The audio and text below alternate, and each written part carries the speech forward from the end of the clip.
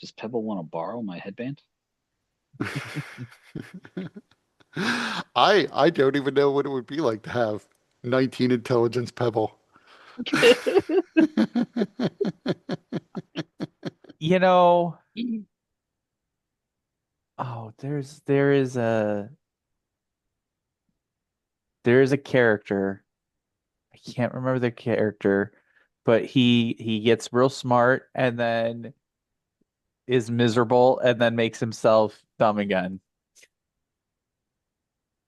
That would be Pebble. He would give himself a lobotomy. I was sort of imagined like Pebble dons the headband of intellect and the headband just starts to spark and shorts out.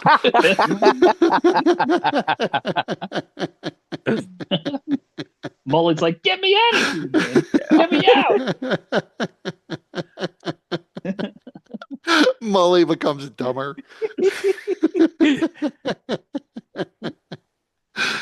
All right, we are. This is session 20, though. Who can remember what happened last time? I know we showed up. Yeah, we got to Shard, and then we were able to get to Moorgrave University, uh, and then Pebble got a snow globe. Pebble did get a snow globe, which he promptly forgot about. Um, and then I remember we met some guy waiting for the person we were supposed to see, who seemed to be a reporter, and Pebble said way too much to the guy. Um, That was Raoul Partha from the Sharn yeah, Inquisitive. and that's most of what I recall. So you met with Delvius Bareth, who was apparently the head of archaeology at Moorgrave University. He sealed off the room you were in so that you could speak privately. So magical wards went up. Um, you explained to him the stuff that went on in Black Pit, which, he knew in broad strokes there was some sort of explosion in Black Pit, but he didn't necessarily know anything about what had caused it. Um, he explained to you that he has a bunch of operatives who report back to him who were sent back in time by the Shepherds of Time. He explained a little bit of what Raoul Partha was investigating, which was that a number of those people have gone missing because he keeps sending them out to investigate different potential causes of the bite. A lot of this are definitely things Pebble wouldn't have comprehended. So I am not explaining this from Pebble's point of view, which is there was a bunch of just somebody talking indistinctly in the background while Pebble like poked at the dragon skull under glass that was speaking into his brain. But even he gave his theory, which was that the bite might not have one single cause because he's come across numerous incidences of things that were like the bite appearing from a variety of causes around the world, not even necessarily limited to Corvair, because at least one of them was on Zendrick. And he mentioned one of them, at least potentially because the team never reported back, being an Arganessan. And so he also speculated that there is an effect going on, a temporal effect that is like something is reaching back in time to attempt to cause the bite to occur, essentially just sort of self-conjuring the bite. And he thinks there's the signs of that, whatever is causing this being intelligent. And so what happened in Black Pit may be a manifestation of this impulse from the future reaching back in time to try to cause the bite to happen. What were the other causes? I'm trying to remember, what he had said. but he definitely did say that there was potential involvement from Zoriat, from Dalcor, from the Demon Wastes, from Arganessen, and from Zendrik, because he's had teams encounter bite-like phenomenon, in all of those places. You had mentioned to him what happened between you and Kundarak, and that you had also mentioned the letter to Heloise Troon. So he explained that Heloise, he didn't realize she had any connection to Abelard de Canith, but she's kind of a bit of a celebrity in Sharn, to the point where there are people who just sell portraits of her to the general public. So she is very well known, mostly hangs out in kind of high society circles, but is generally a celebrity, which is odd because she appears to just be a socialite. He said he met her in passing once, and she's definitely intelligent, but he didn't realize she had the sort of technical expertise that might interest Abelard, or the sort of technical expertise she would need to understand the letter that you saw from Abelard to her, where he was explaining things to her in great detail, including like mathematical formulae. Um, he said that it might be worth going and talking to her and seeing what she knows, since you never know what additional information she might have or how connected she is to Abelard de Canith. I forget if he did it or if you confirmed via newspaper, but Abelard de Canith definitely survived the explosion, and wound up arriving in Cragwar after the fact. Uh, Deleuze de Kundarak also survived, but she was not on the same airship as Abelard. You also told him about potentially going to meet Sabius Vereen, and he suggested that his theory is that Sabius is probably one of the handlers in the Dark Lanterns, which is like a core of spies and secret agents that Breland uses to gather intelligence and information from different places around the continent. So, and confirmed that he operates out of the King of Fire Tavern, which is in Lower Tavik's Landing. So he said, he didn't object. He doesn't necessarily think he's going to have information directly related to the bite. He doesn't object if you want to go speak to him. He might be a useful contact. Um, but you should be aware that he is potentially an agent of the nation of Breland, and so probably has Brelish interests at heart more so than just being altruistic in these matters. So you get to decide what to do with that. He suggested that you all need papers because most people in Eberron do have some sort of identification, and people are going to ask for it. Because you're all from the future, anybody who investigated, like Ral Partha, your backgrounds wouldn't find anything on you and would probably figure out reasonably quickly that you don't necessarily match the details you could give them. So he wanted to establish fake backstories for you using his network of his own agents, which he refers to as the Watch, uh, to plant documents for you. He'd make forged identification papers for all of you, and then plant information so that anybody who dug too deeply into your background would have something to find. There's not much he could do for Lee and for Pebble, since most of the stories of their background would be in the Frostfell or in not Syriana, Sarania. That's it. Mike, Mike corrected my pronunciation, so I'm still working on cementing that in my brain. But he asked you to, think about what you might want your backstory to be, so that he can come up with the identification papers for you, and make sure that your story seems to match up if anybody does try to look into it.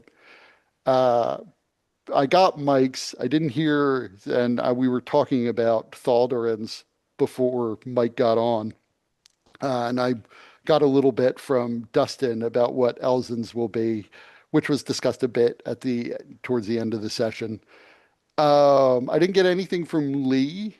Again, he probably would suggest you just say that you've traveled here from Sarania. And Sarania being a different plane, there's probably not going to be anybody who's going to go there to check on where it is exactly you're from. I don't know if Lee would know that much about Sarania since you were born in Sharn many generations for your people after they were sent to Corvair by presumably like one of the local rulers in Sarania, which tend to be Celestials. Um, so you can decide whether or not you know anything about the sort of details of how settlements work in Sarania. Certainly, Okay. your people would have stories about just, endless open skies that you can fly around in, as opposed to the bite, where traveling in any direction outside of Shosharn, you basically have to keep your altitude to avoid flying into the bite itself. Uh, and everything's sort of gray and overcast, and you have to scratch out an existence. Sarania probably is talked about like it was heaven, and there would have to have been some discussion of why it is that a celestial would have sent anyone from the relative paradise of Sarania into Corvair after the bite. Let's see what else was there. I think that was it. That was certainly the major stuff. Oh, yeah, that's one other thing, I guess, is he also did confirm that there is a rival group of time travelers, and that he thinks at least one of the higher ups in that organization is what's his name?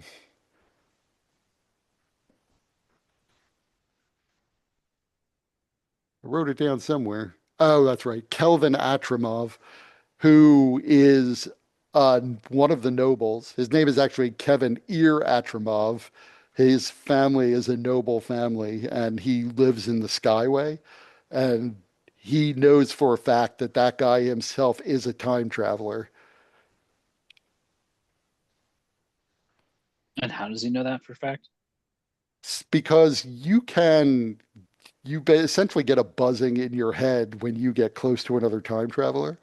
Yeah. And you don't know if he's met Atramov himself, but you know that he has confirmed that he is apparently another time traveler. Hmm. So he then sent you off he got you temporary lodging and said he would arrange for something more permanent for you. So he sent you off to a place called the Watchman's Rest, which is an inn that he happens to know the owner of and who helps him keep people safe. And that's where the session ended.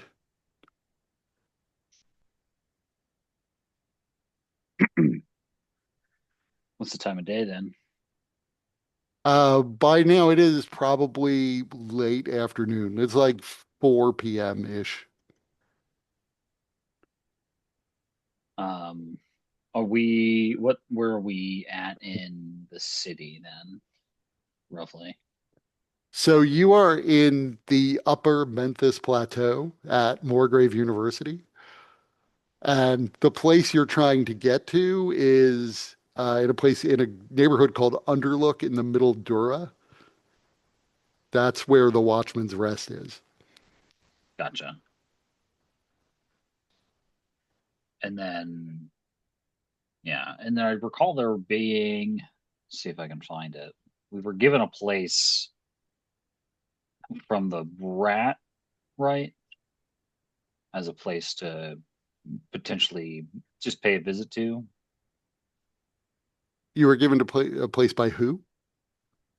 Uh, the rat that helped, that delivered the note Oh, to us yeah, yeah, yeah. So in that that is while we were in jail. right. I was blanking on who the rat was.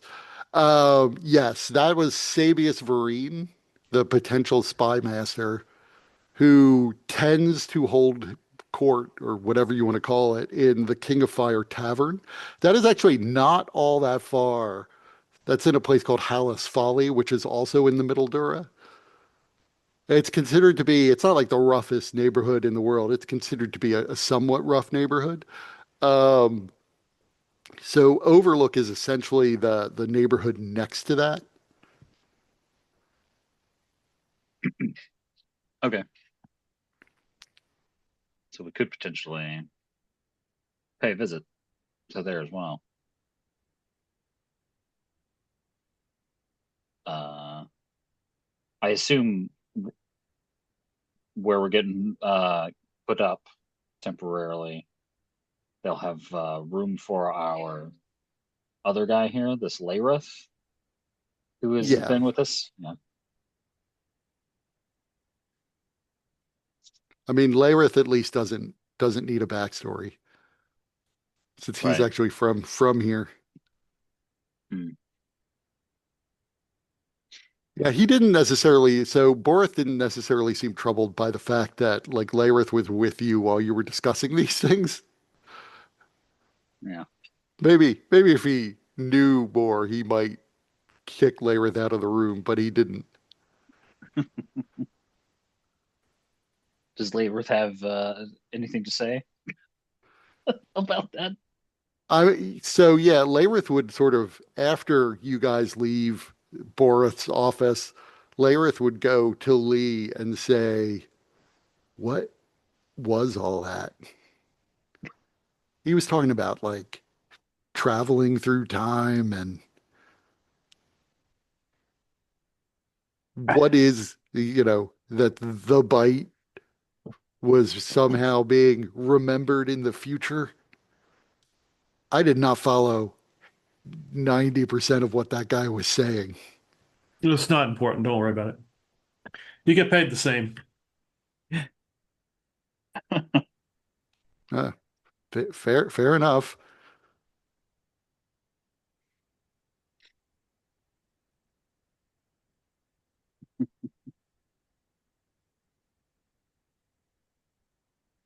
Let's get to our. Let's find our lodging at least. Hey, Dad. I don't know about you, but I'm pretty hungry. Can we get something to eat?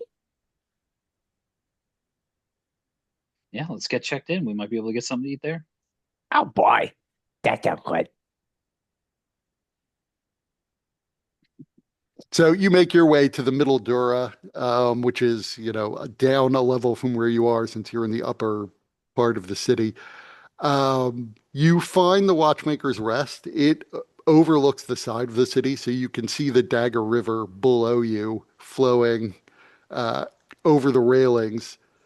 The Watchmaker's Rest, when you get there and go inside, it seems sort of homey. It smells of like hot oil and old wood. You can smell something herbal that smells like it's steeping.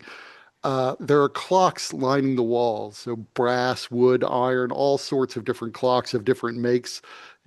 Looking at them, I doubt Pebble can read a clock, but the the rest of you would notice that none of them seem to agree. The times all seem sort of wildly different.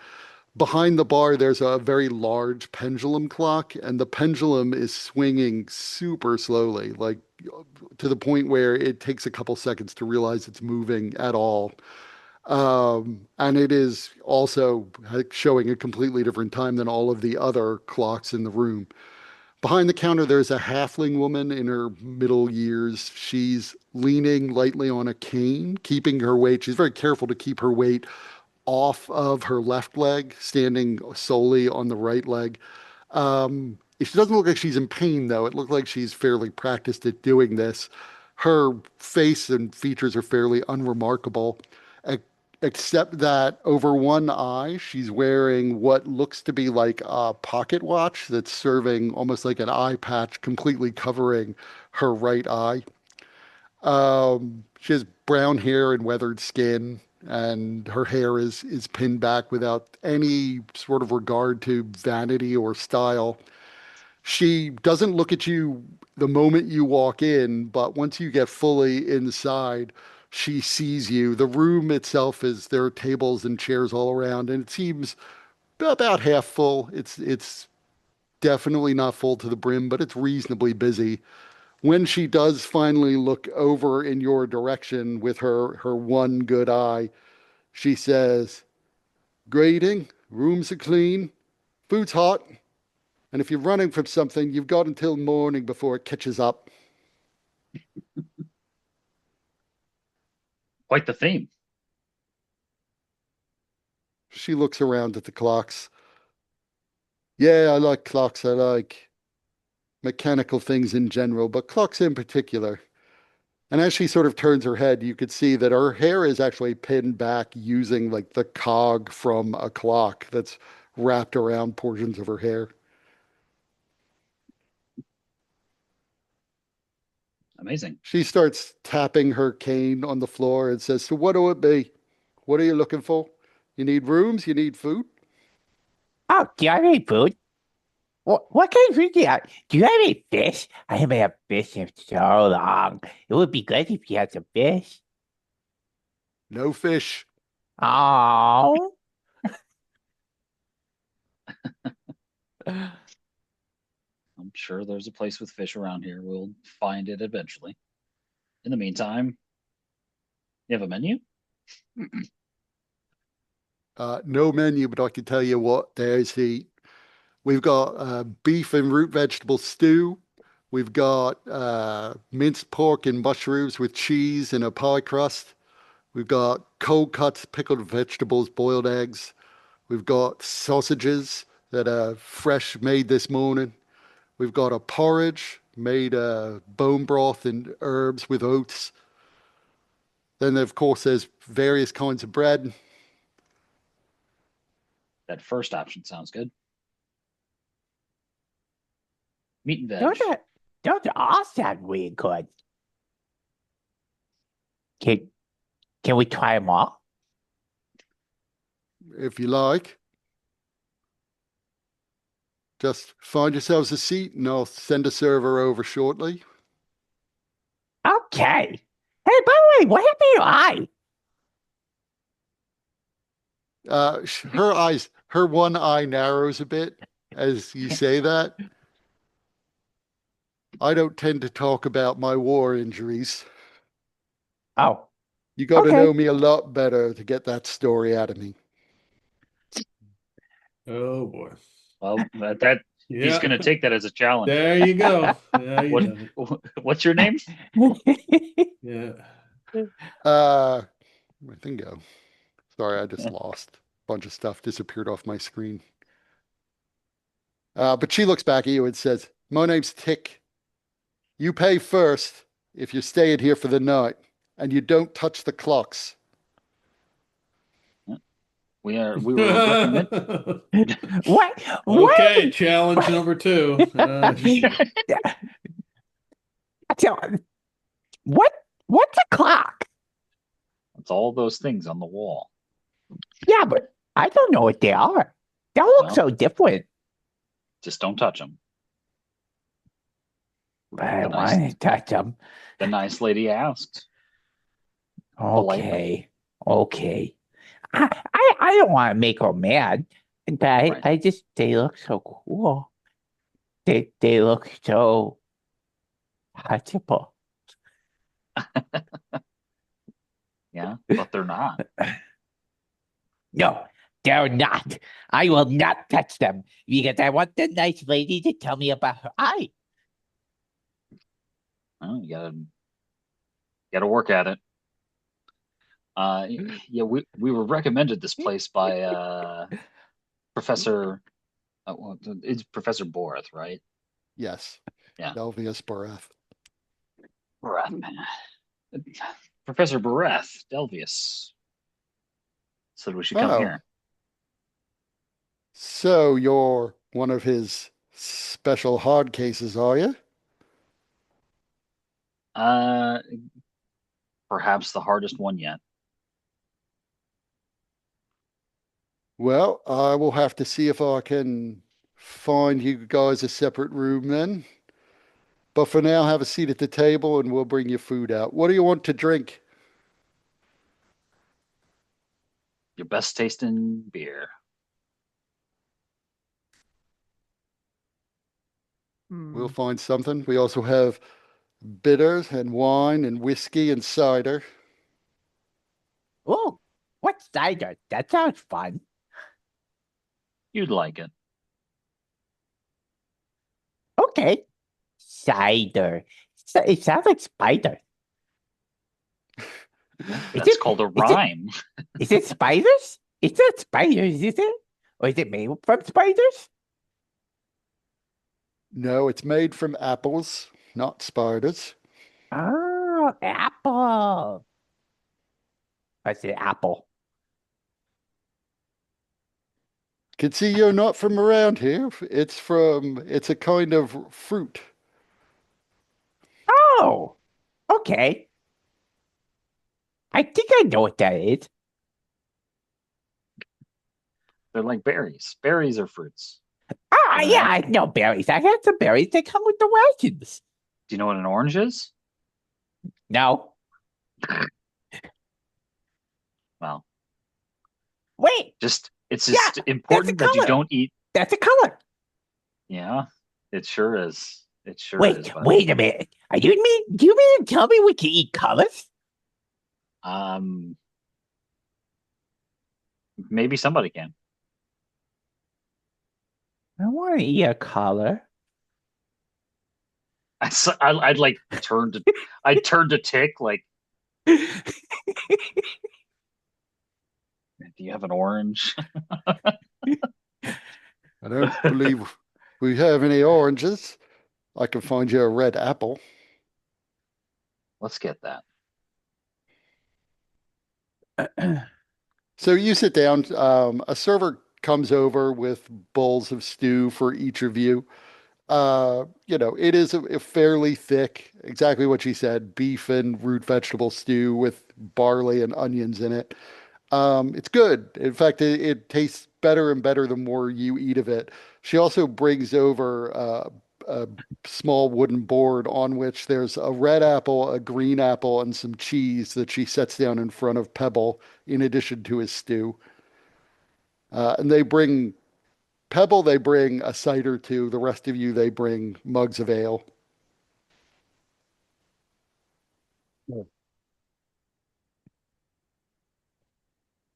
Uh, I don't know how much this would normally cost.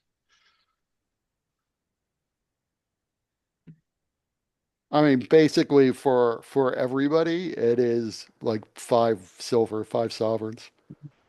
I see. Um,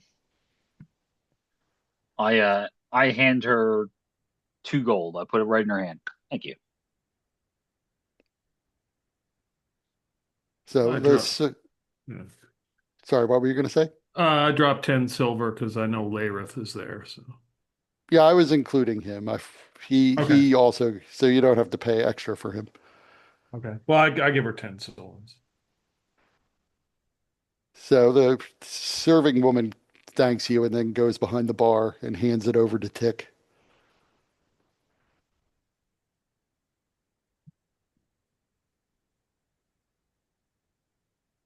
So after a while, you see, as after you're essentially finished eating, Tick comes over and sits in the chair, pulls up a chair and sits in a open space at the table and says, "So how long did Boreth say you'd be staying with me exactly?"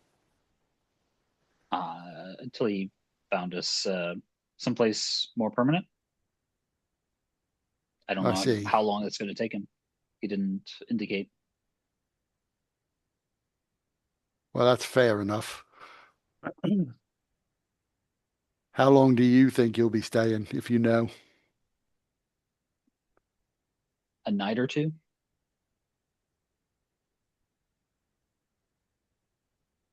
So I can't give you all separate rooms, but I can put you all in one room and we can bring in a cot to fit the fifth of you, but there are 4 beds in the room. You should be able to talk freely there, but understand that this place is not necessarily warded. So if anybody is trying to magically eavesdrop on you, your conversations can be overheard. I can't imagine anybody expects us to be here. Well, that's good. Would So even think that, yeah, no one's chasing you then. I don't think so. I mean, it's about that big a place. I think if we saw somebody chasing us, we'd know it.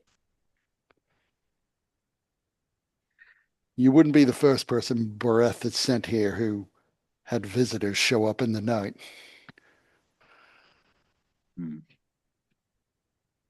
And Do you have? ideally, I don't want there to be fights in the upstairs of my bar. I would hate that too.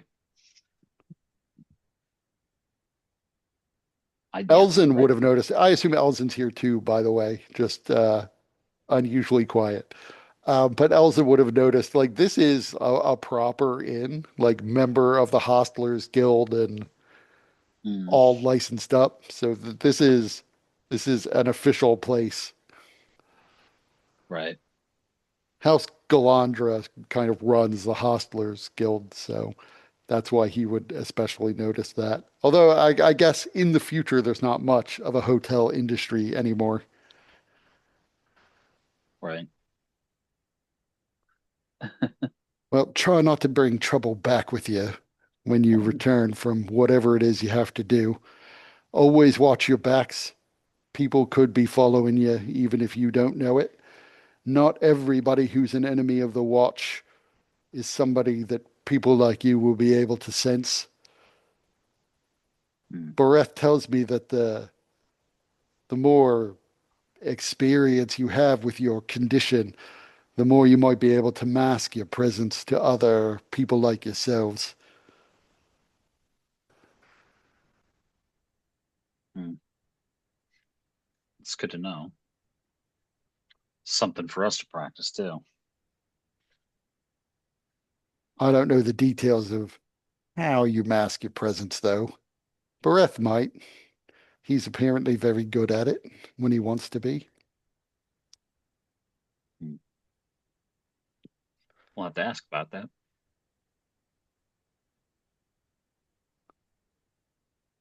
So let me know if you need anything else. I can provide information. I'm sure this is all very unfamiliar to people such as yourselves. If you need services of any sort, I'm sure I can direct you to the proper people. Um, that's what was the god dang? I thought I wrote the damn place down. What was the name of the place that's not far from here or whatever? The King of Fire. Um, yeah. What information might be pertinent about the King of Fire? Um, Certainly a much livelier tavern than this place. Not an inn. They don't have rooms, but uh, boisterous, loud. Got a whole forge theme going on. Its proprietors? Uh, Humans, not part of any particular guild. A lot of criminals hang out there, although somewhat respectable class of criminals hang out there. Not necessarily the worst place to go if you want to have private conversations because it's so loud it's hard to overhear anything. And there's a lot of people there who can acquire things that are hard to get otherwise.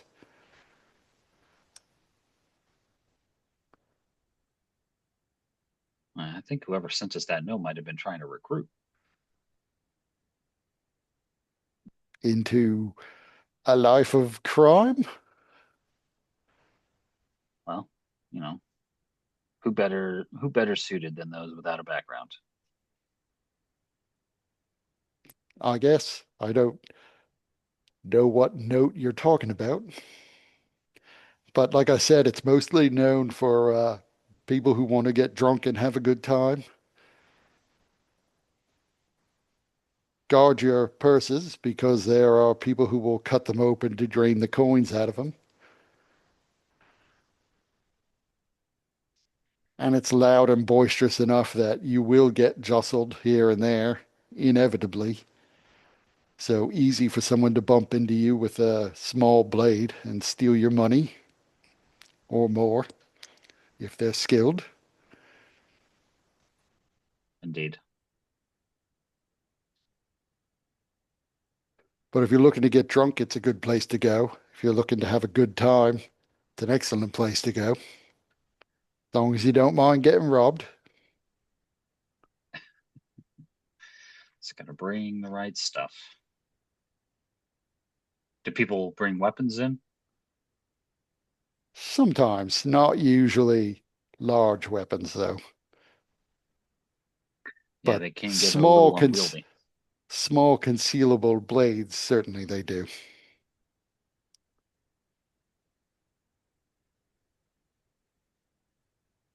Hallis Folly is it's not necessarily the sort of place where people go unarmed. Not as bad as the bazaar, mind you, but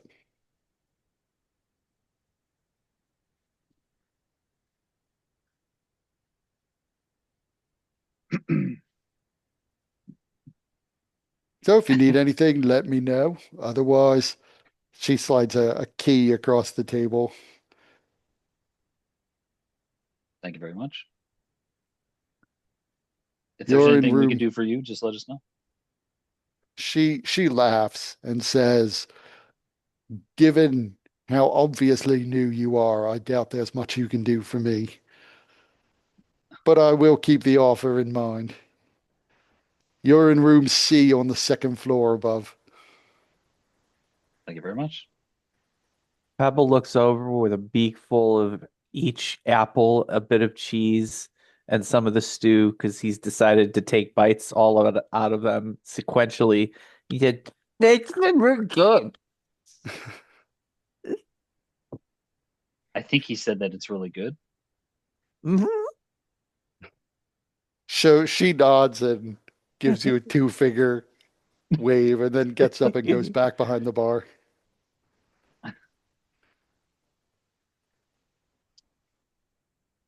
Wonder if we should look for work. We're gonna need coin. So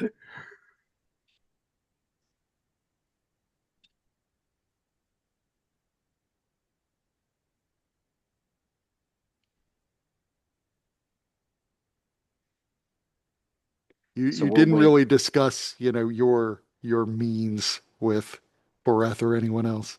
So at Yeah. some point, yes, you might need to earn your own money. At least make it look like we're working. I don't know, but I Right. assume we're gonna be doing Elzen something. has been paying for a lot of stuff for you. I know. And he probably doesn't have like an ever full purse.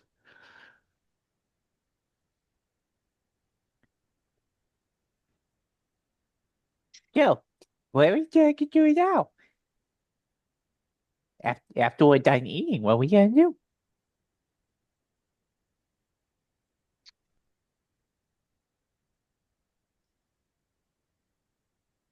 I don't know.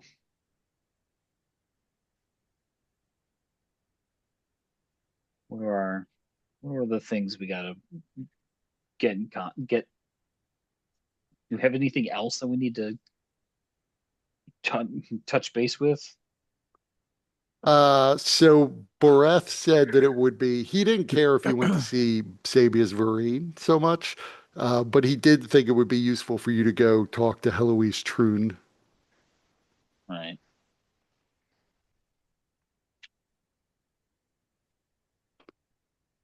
Otherwise, he said he would meet with you again tomorrow. At that point, you could tell him what you want your documents to look like. And he seemed like he was going to have additional business for you then. And you had previously been told that he will be able to provide you with like other missions to go on once your initial mission was done. Right. Right. So, like, an interesting question that you don't necessarily know is they send people into the past and they sent you into the past with the assumption that you were essentially going to become part of what he's calling the Watch. Um, but it's nice back here relative to what you're used to. Like, how many people do they send to the past who are just like, fuck the future. I'm just gonna disappear. Yeah. I was gonna live my life back now. I imagine a fair amount of people.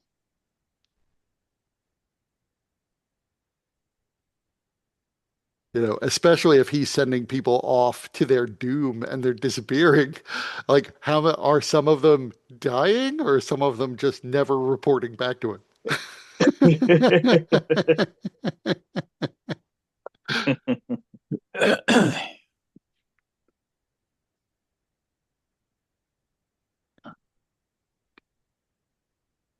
Yeah, so Heloise Troon could be found where at? So you have an address for her. He didn't actually say where you might find her, but from the letter that you had that was addressed to her, you had her specific address. Okay. So, I mean, you know exactly that she's in, it's in a place called Upper North Edge in Sharn in the Oak Towers, which is Tower C. And you know she's in Suite 55-9.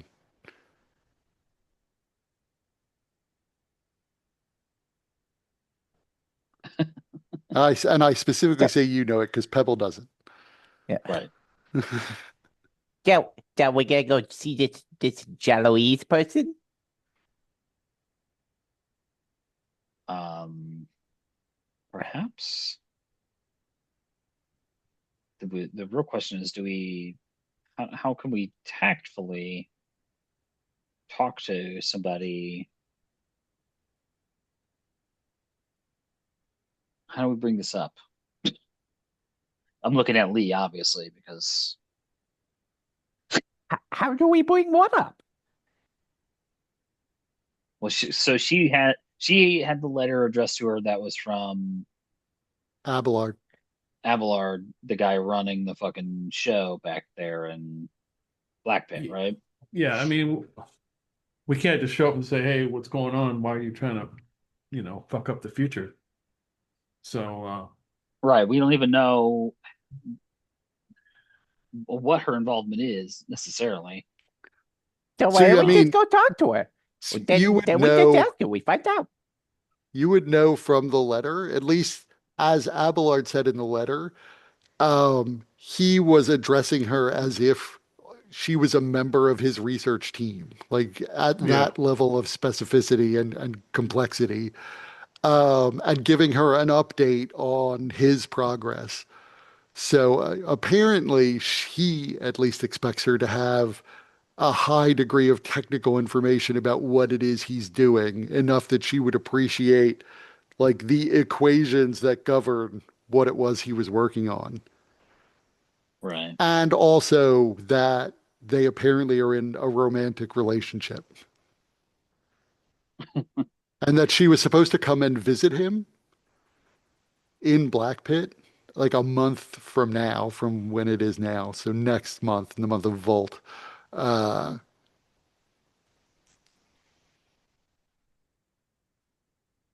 Okay. I think we need to go to the King of Fire and find out what that dude wants. Yeah. I'm not sure how to have this conversation with Heloise. I don't think we're having a conversation. We're going to find. We need to find her socialite schedule and when she's out of town, or Yeah.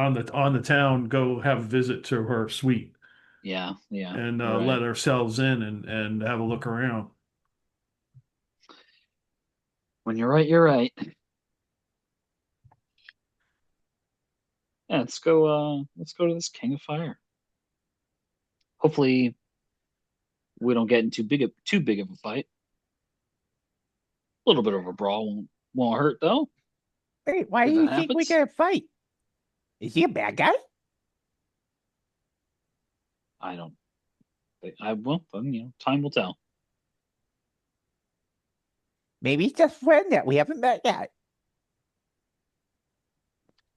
Could be. Or maybe we have met him and we just didn't know it. Could be true. Yeah. We'll have to see when we get there. I don't want to make any assumptions. Could be a guy just trying to scam us.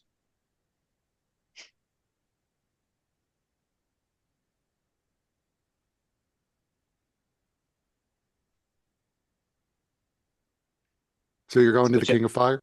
Yeah, let's go check this place out. Yeah. So making your way, this is essentially in the same part of the city, just one neighborhood over, closer to the inner ring of the city, although the King of Fire itself is kind of in the middle of this district called Hallis Folly. You notice that the architecture here, you've never seen levels this low before. And the architecture here is very sort of oddly varied. It looks as if somebody has kind of mismatched architecture from all over Corvair into one neighborhood to the point where you can see even if you're not yourselves that into architecture, you notice like that the houses are almost ostentatiously of different architectures the moment you enter Hallis Folly. Um, but you eventually make your way to the King of Fire, that from the outside is sort of set up like an enormous blacksmith shop. Although it's mostly like a facade of a blacksmith shop. Then when you travel inside, you see the entire tavern is bristling with people at this point, especially as it's now early evening. It's very loud. You can hear the sound of hammers falling. You don't see anybody wielding a hammer, but you can hear it as if you're in the middle of a blacksmith shop, the constant pinging of hammers on metal. You feel the heat hit you when it come in. It's very warm in here, not like debilitatingly so, but probably as part of the theme. It's not necessarily super high class, but you see people who look like, they are potentially pickpockets and thieves, but they appear to be dock workers and veterans. A couple people seem clearly to be off-duty city watch. And then the heat and the noise are just sort of crashing over you as you come in. There are enough people in here that you don't, it's hard to say who is Sabius Vereen. He is, if he's in the main room that you've walked into, he is one person among maybe 50.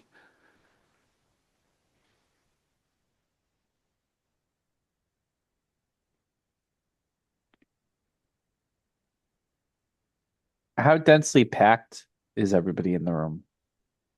I mean, it's pretty dense. There is not a lot of room to move around. In order to make your way from like the front door to the bar, you definitely have to push through people.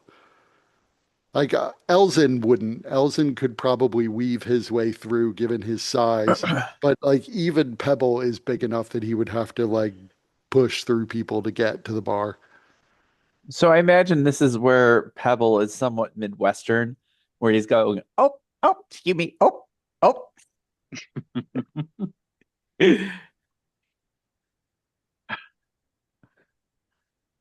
So where are you making your way to the bar then? I mean, you Uh, don't see any open tables. There are some booths actually along the outer walls, but you don't see anything that looks to be open. Even the bar is pretty packed. So you'd have to wedge your way into people to get to the actual bar. Are there people outside waiting to go in or No, hanging not out so. outside? Yeah, there's no like doorman. There are definitely so there are people. Oh, this is Sharn. There are people all over the place. There, there may be somebody who's like hanging out outside smoking, but it doesn't seem like it's not like there's a lineup of people waiting to get inside. It's just, however, there are also like no occupancy limits in Sharn. So it's however many people want to wedge their way in. Anybody who doesn't want to wedge their way in probably just isn't hanging outside. Right. Actually, I scratch that. I just realized I was imagining like modern day. The people who are smoking would also be inside. They don't make you go outside to smoke. And 6 blocks away. No, we got to go to Rote for that kind of service. So you would notice like everybody is drinking. There are some people who are doing other substances inside this bar.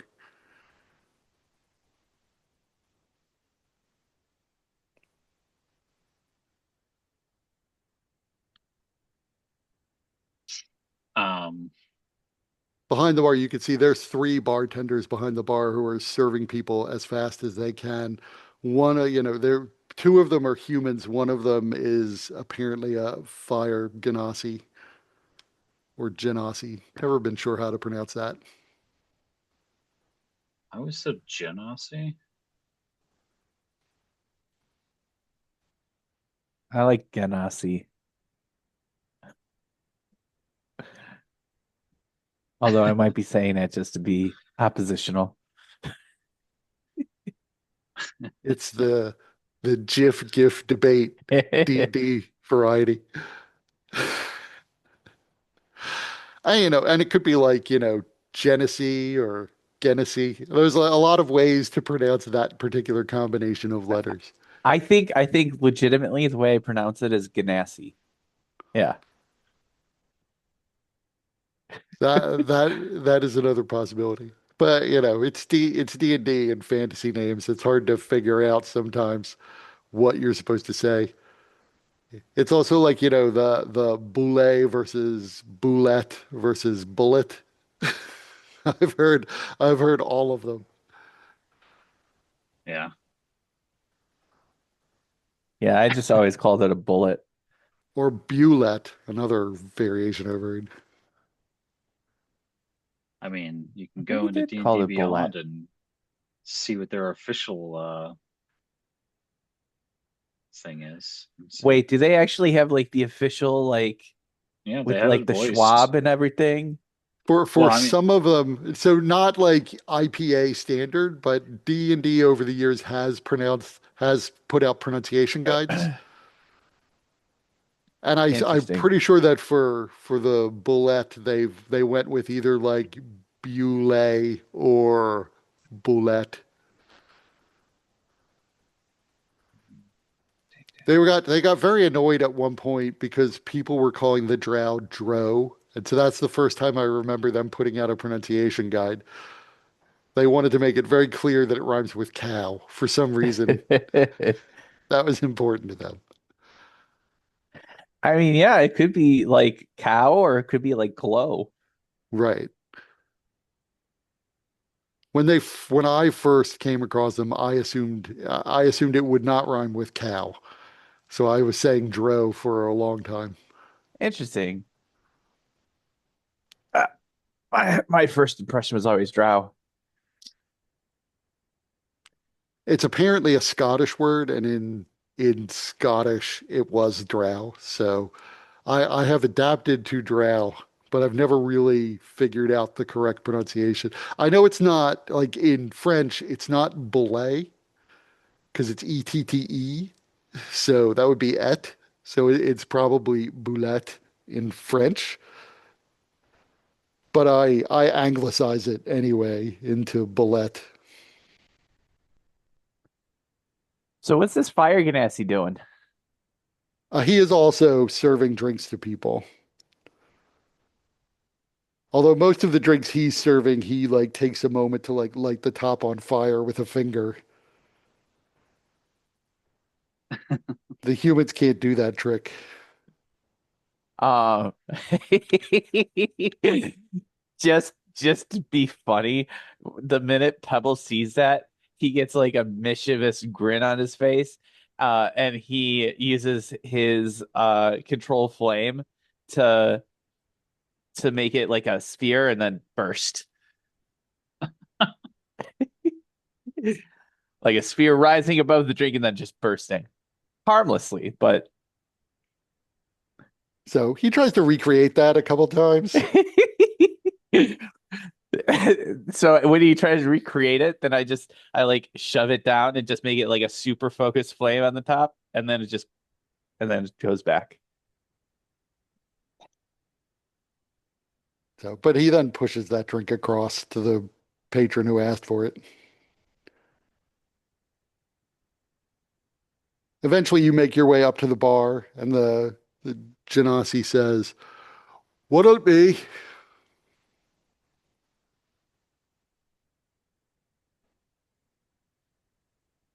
Um, What do you have? Any kind of drink you want, we can make.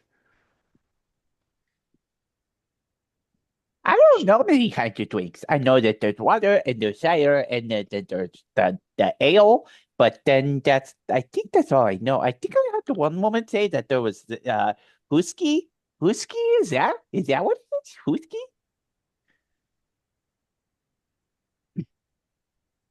He's just blinking at Pebble. Uh, If you don't know what you want to drink, step away from the bar and make space for somebody who does. Well, I want to drink something. I just don't know what there is. What's good? What? 2 whiskeys. What? So he reaches behind the bar and pulls a bottle down and pours out 2 shots of whiskey, lights them on fire, and slides them over to Thaldarin. And I just bring one down to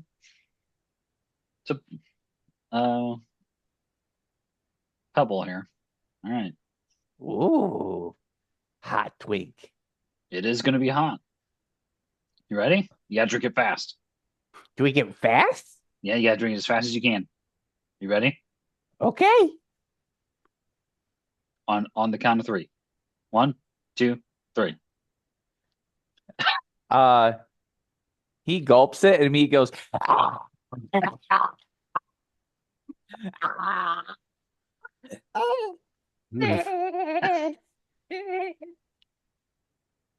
And as you gulp it afterwards, both of you feel your throat burning.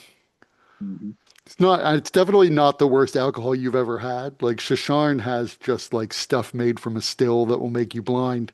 So there are levels of bad, but it is, not necessarily high quality. It's a water. It's a water. Can't get the water. And he reaches under the bar and then pulls up a glass of water. He does not light it on fire, though. uh, so Pebble immediately starts drinking it and like swishing it around in his mouth. That was so. Yeah. Why did anybody drink that? It's so bad. I think I The, heard a the, human father say once, it puts hair on your chest. we serve hard Feathers on drinks my for people chest. who want to get drunk fast, and that's what the whiskey will do.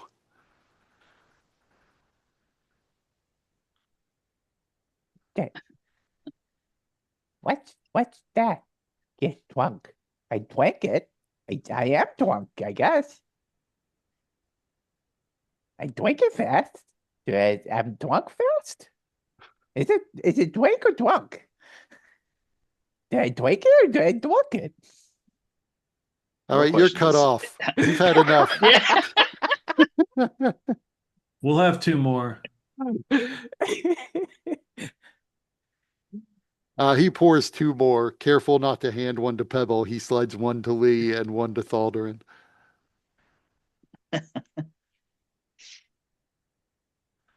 We're looking for Sabius Vereen. You know him?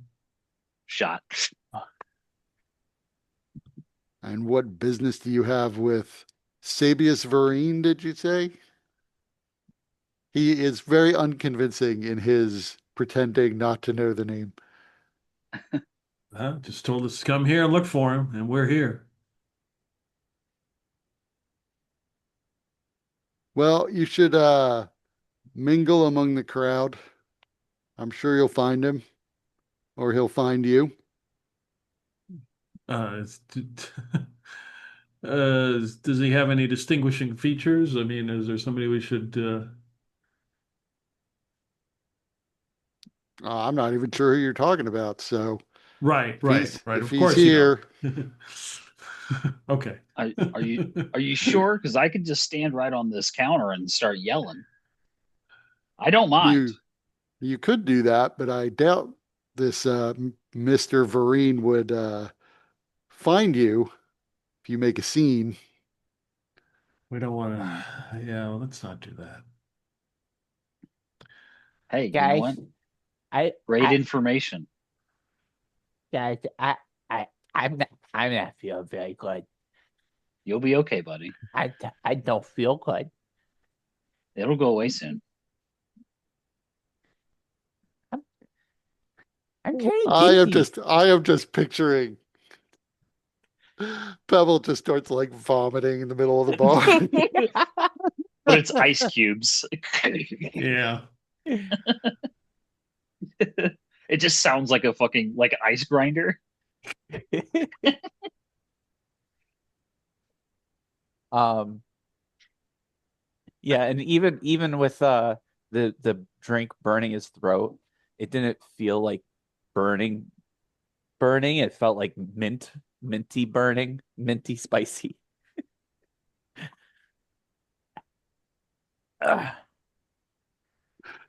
That's just a byproduct of being a pengle or being pebble. Just everything becomes minty. Does everything uh become minty?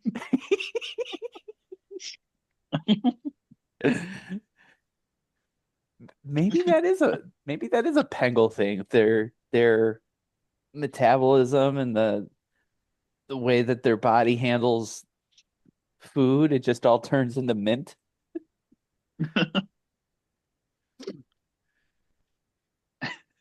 Can you eat like spicy shit and not be affected like it would affect both you and Lee, I guess, potentially. Oh yeah, because birds don't have the capsaicin receptors. Right.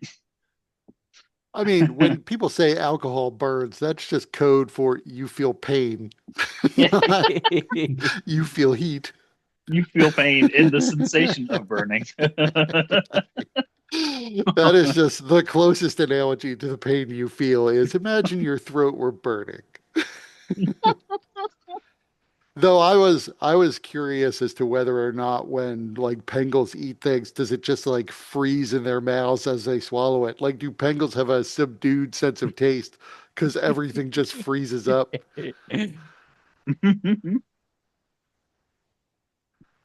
They have incredibly strong jaws because it all just turns to ice in their mouth. Or they just like it's not like penguins have teeth. They probably just swallow things in chunks anyway. But everybody make me a perception check. Uh, Oh, this character has got perception. This one don't.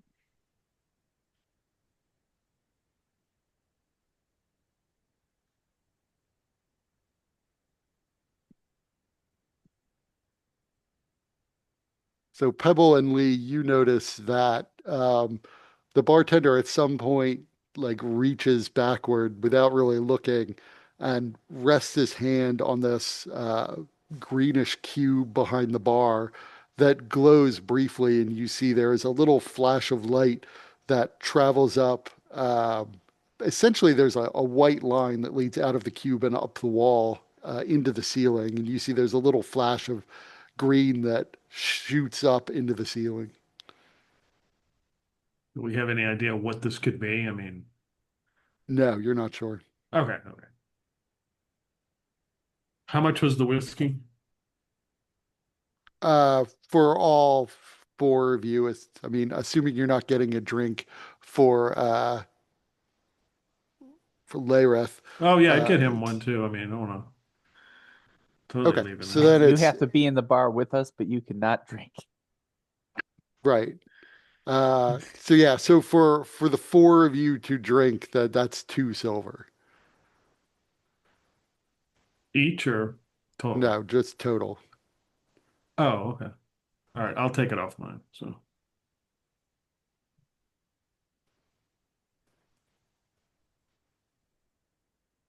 2 silver? Yeah, you can get drunk as shit here. Like I said, it's not high quality stuff that he gave you.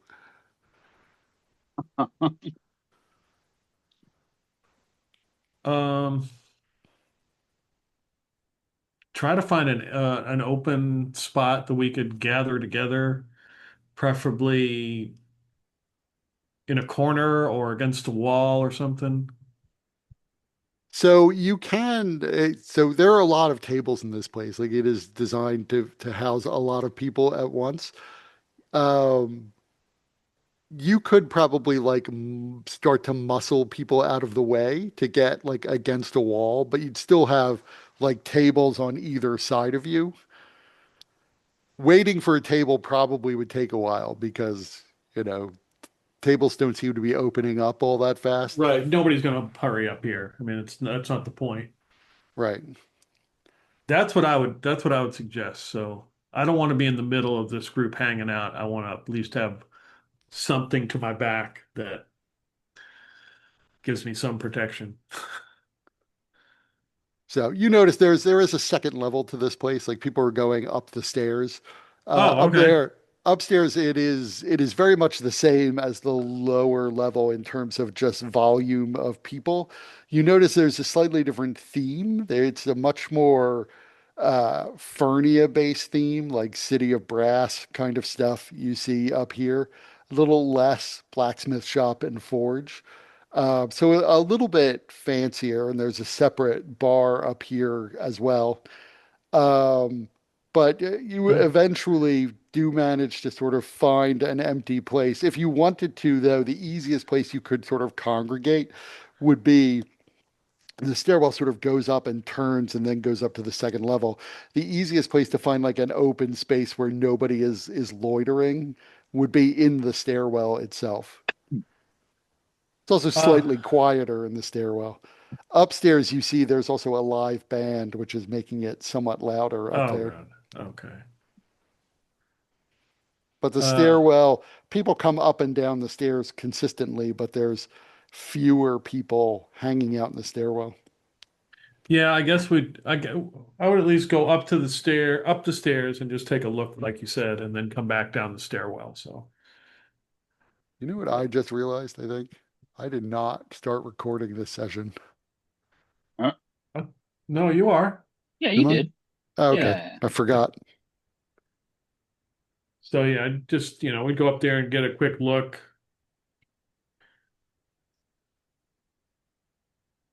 Uh, So the upstairs is smaller, and it appears as though there are like other rooms off to the side for staff.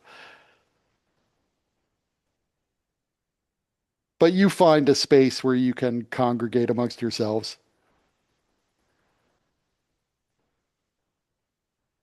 okay. Just people watch for a little bit, going up and down the stairs if they look like they're just patrons or they're up to something else. Because I would, Um, so make me an insight check. I very purposely did not bring all of my money. I left some back uh at the Watchman's Rest. So you can tell, like most of the people in here are legitimately patrons. As far as you can tell, a lot of them aren't even necessarily the sort of criminal element you were warned about. You do notice that there are people who appear to be kind of scoping out other people in the place who might be here for other reasons. It could be not necessarily that they're all pickpockets. It could be that right, they're looking to, pick up people to take home with them or looking to pick up people who they might be able to sell certain services to. Right. You're not sure, but there are Yeah. definitely some people who seem unusually interested in the other patrons. Right. I can spot a hustler. And Thalder make me a perception check.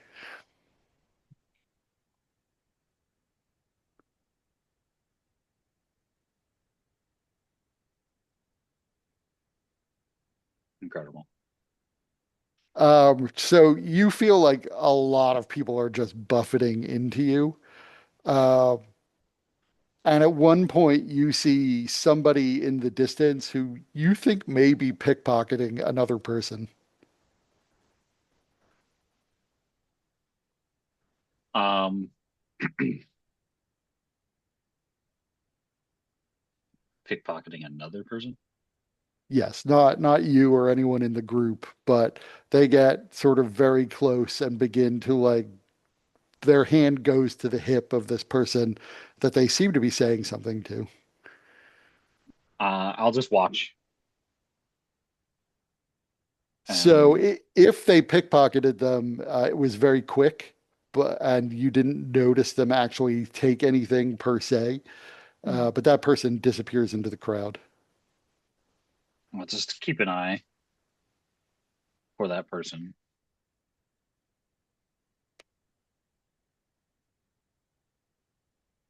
So make me another perception check.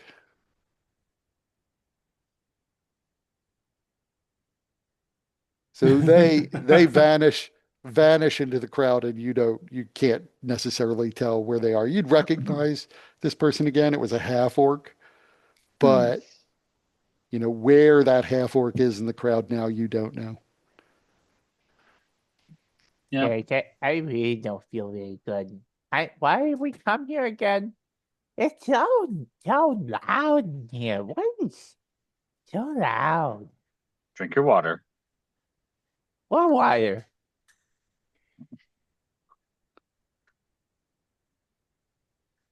You look at the drink in Pebble's hand, and it's just ice now. Right. Chew on ice. Yeah. Eat the ice.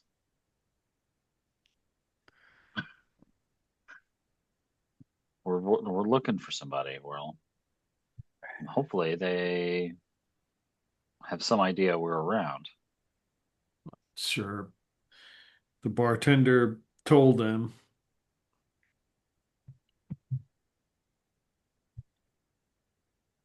So after about 20 minutes, uh, you see sidling up to you is you're not sure of the species because you've never seen anyone of this species before, but they look vaguely reptilian. Um, Other than that, it is sort of hard to describe them. They have very slender features and bright green eyes, but there are noticeable. They're kind of human colored, but noticeable scales cover their skin. And this woman, female, comes up to you and says, "Follow me." And she then goes up to the second level and over to one of the doors along the side and looks back at you to see if you're following her. Well, I'll I'll go first. well, let's party. Are we gonna follow her? Why not? Why not? Yeah, okay.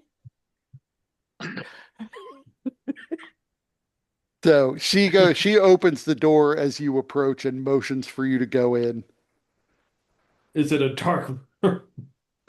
No, it appears to be, I Okay. mean, it's not brightly lit, but there are cold fire lanterns along the wall that are keeping it well lit. Inside, you could see there's a series of benches that stretch around the sides of the room. In one corner, sort of far away, somewhat in shadow, there's a single figure sitting there, very nondescript looking human, middle age, like maybe 40-ish years old. Uh, you would, even staring at him, you think it would be hard to pick him out of the lineup because he is almost conspicuously nondescript in how he looks.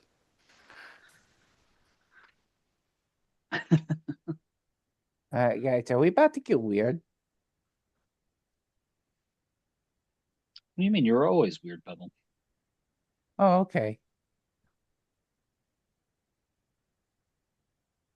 And as you get closer, you see he's deeply masculine looking guy, but as he speaks, his voice is modulated in a strange way. It's neither masculine nor particularly feminine. It doesn't seem to completely match his face. His voice is much more distinctive than his overall look.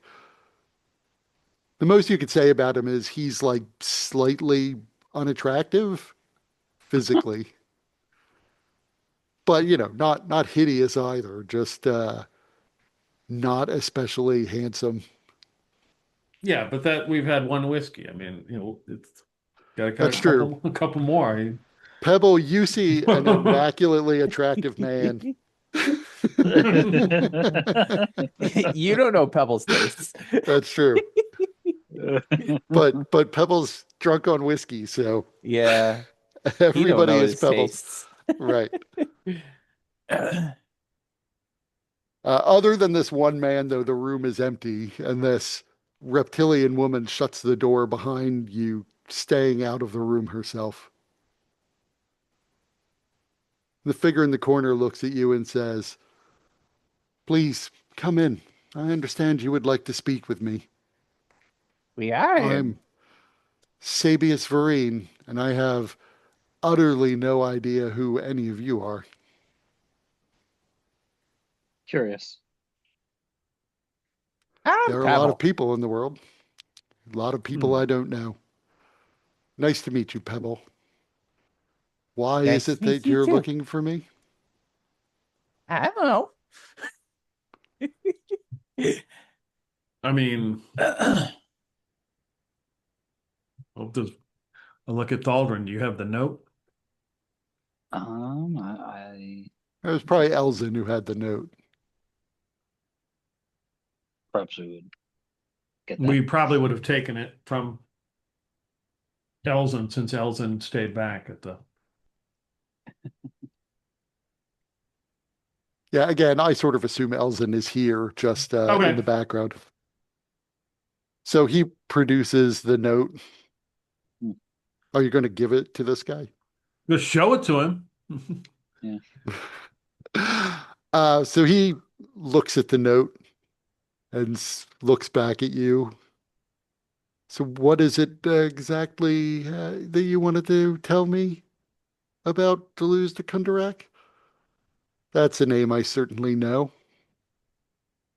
Is it normal for you to send rats with notes? I don't think so. Wouldn't be normal for me to send a rat anywhere.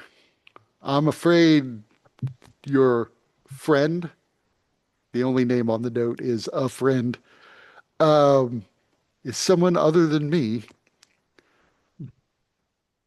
Right, I figured you weren't talking in the third person.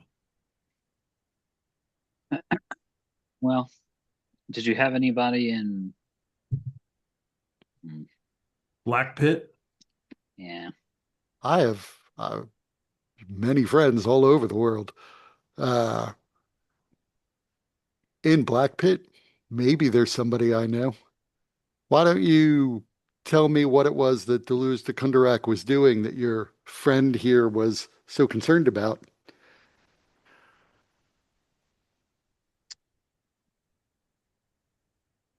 Yeah, Um. Thaldrin. Wait, was that Yeah. was that the one that blew the place up? That place back there? Uh,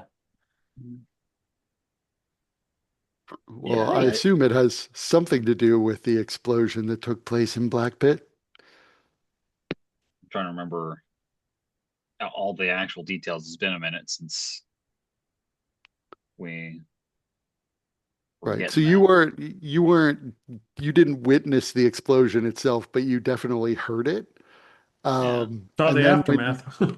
when you arrived on the scene, there was a growing cloud that looked very much like the bite, although was the wrong color. And that was, you later learned apparently the emergence of a new manifest zone that was linking Fernia to this plane, to Eberron. I guess because we I mean, and can. you also know from what you heard that most likely it was the device that you gave to Kukashia that exploded, Right. possibly because she was fucking with it. Dumbass. So we Could have been know worse. Could that. have been you fucking with it. Hey, tough. Too bad. We didn't get that chance. Yeah. But I mean, it blew a crater that was like 500 yards across. Like it was a big hole put into the countryside. Um, yeah. And let's see here. Because we know she's got some connection with Abelard too, right? Who does? Deleuze, de Counterac. Right. So Deleuze de Kundarak had hired Abelard. Abelard seemed to be sort of independently interested in doing his research, and Deleuze de Right. Kundarak was essentially funding that research. Right. Abelard had said his ultimate goal was to end all wars. Right. Famous last words. End all wars by just ending all life. Well, it's not necessary. You have assumed that he was trying to create explosions, but that is not 100% clear. Sure. He may have been trying to create manifest zones or something extraplanar. Oh, But all he can do is manifest the shitty ones. You're not sure about that either. So, the cloud that was around the church was not red. It was Right. more of a grayish color. So, if that was also a manifest zone, it was maybe a different one than the one that manifested after the explosion. And there was no like crater around the church. Hmm.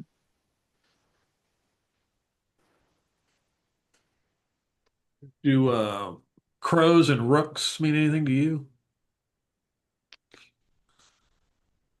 I may know that in Black Pit there were rival gangs of smugglers with a complicated history, which sort of split over the name Crows, one of which, the offshoot, became what's called the Rooks. What do you know about them?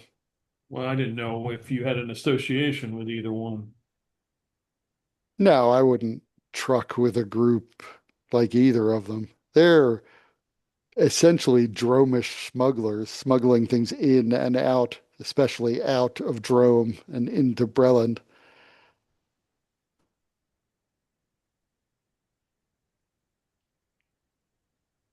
Hmm. So tell me, what exactly was de Kundarak up to there? Research of all kinds. Yeah, like she put us in jail. That Well, is that's not true. good. How did you get out of jail? Is that what the note was talking about? Yeah, that's what the note was talking about. Uh, Why did she put us in jail? She wasn't very Oh, happy with us. Oh yeah, we stole that thing. We took the thing and then we gave it to the other person.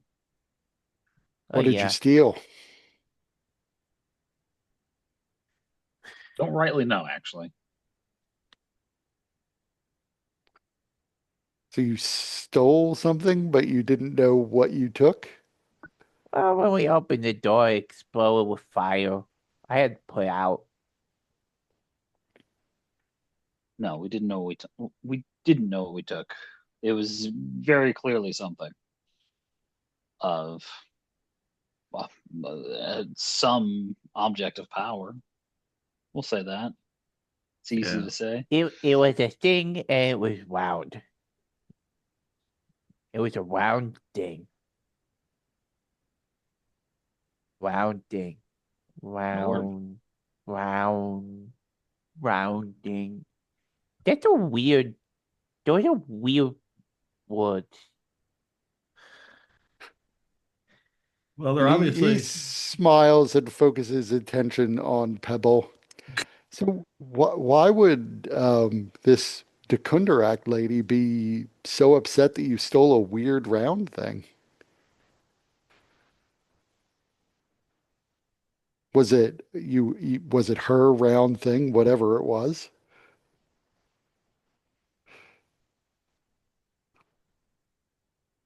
Unclear? Yeah. What do you know about Heloise Troon? Um, that is not a name that comes up in my circles very often. She's a celebrity here in town. Beautiful, I understand. I haven't seen her, but I've seen pictures of her. Told she's extremely attractive and very popular amongst a certain wealthier set of people. Hmm. From Sire originally. She moved here, I don't exactly know when, but several years ago. She settled here, I think it was after the morning, not before, but only became very popular more recently. You know that Is she somehow related to Black Pit? her and Abelard seem to have a thing. And who's Abelard? Buchanan. Is not a name That's I'm familiar with. that seems to be the case. You can make me an Yeah. insight check.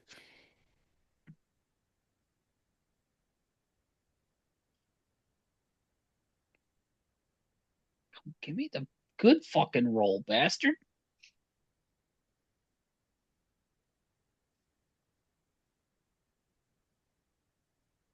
Is Lee rolling? Oh, sorry. Sorry. I didn't know if it was just for Thalvin. And hell. So yeah, he doesn't seem like he recognized the name Abelard. Oh, Pebble, you're sure he knew the name Abelard. You don't think you think he was probably telling the truth about Heloise Troon, but Abelard, you noticed a small tell, even at disadvantage because you're drunk.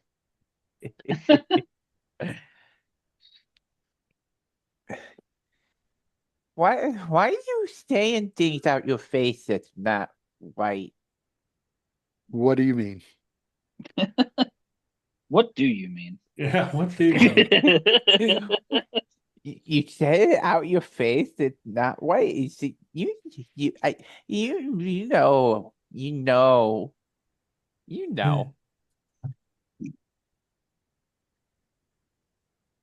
I I know many things. You know, you know. I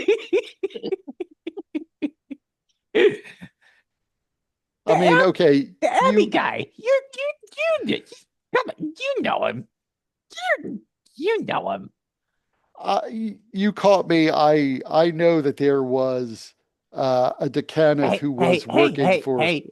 If you're gonna try and like say things that you don't want to say, then don't don't don't be so easy. Don't be like, yeah, you're right. You caught me. You gotta let it go a little. You gotta let it go. You're giving advice on how to lie. That's weird, right? Why are you doing that? Why do I know that?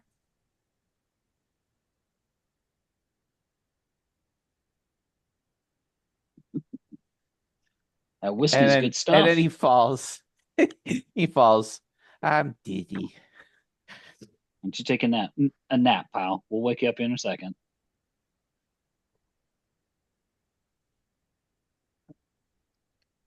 So yeah. Okay, I've heard the name Abelard Decaneth, and I knew there was a Decaneth working for Double the blacked out. Kundarak. Yeah.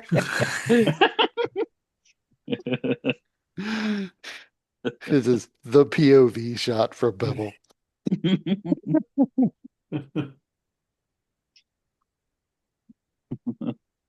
But I'm still curious how, well, first, what was Abelard working on? And presumably it resulted in the explosion.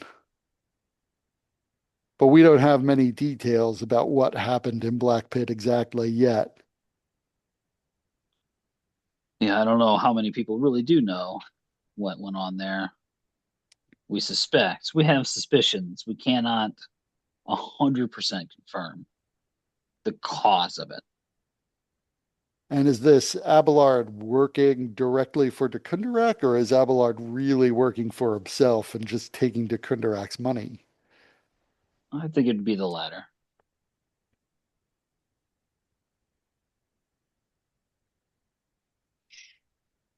So why is Kundarak's plans important to you? All information is valuable to start with, but Right. whatever de Kundarak is up to seems like it's bad news if it's causing explosions on that scale. Agreed. This is a And you're just a valuable concerned information. citizen? Like I said, information is of value to everyone who knows what to do with it. So the more information you can give me, the more value I get from this conversation. Yeah, And apparently, you have a pretty good friend who was willing to risk the wrath of Decaneth to bust you out of jail. So why don't you just lay your cards on the table and tell me whatever information it is you have that you're willing to part with, of course. If you'd like, I can pay you for the information if it really is of worth. No, it seems like information for information would be a worthy trade. Possibly, but I don't really have any idea what information I have that would be of Oh, interest to you. I'm sure you could get it though. You yeah. seem, Resourceful? yeah, that's the word.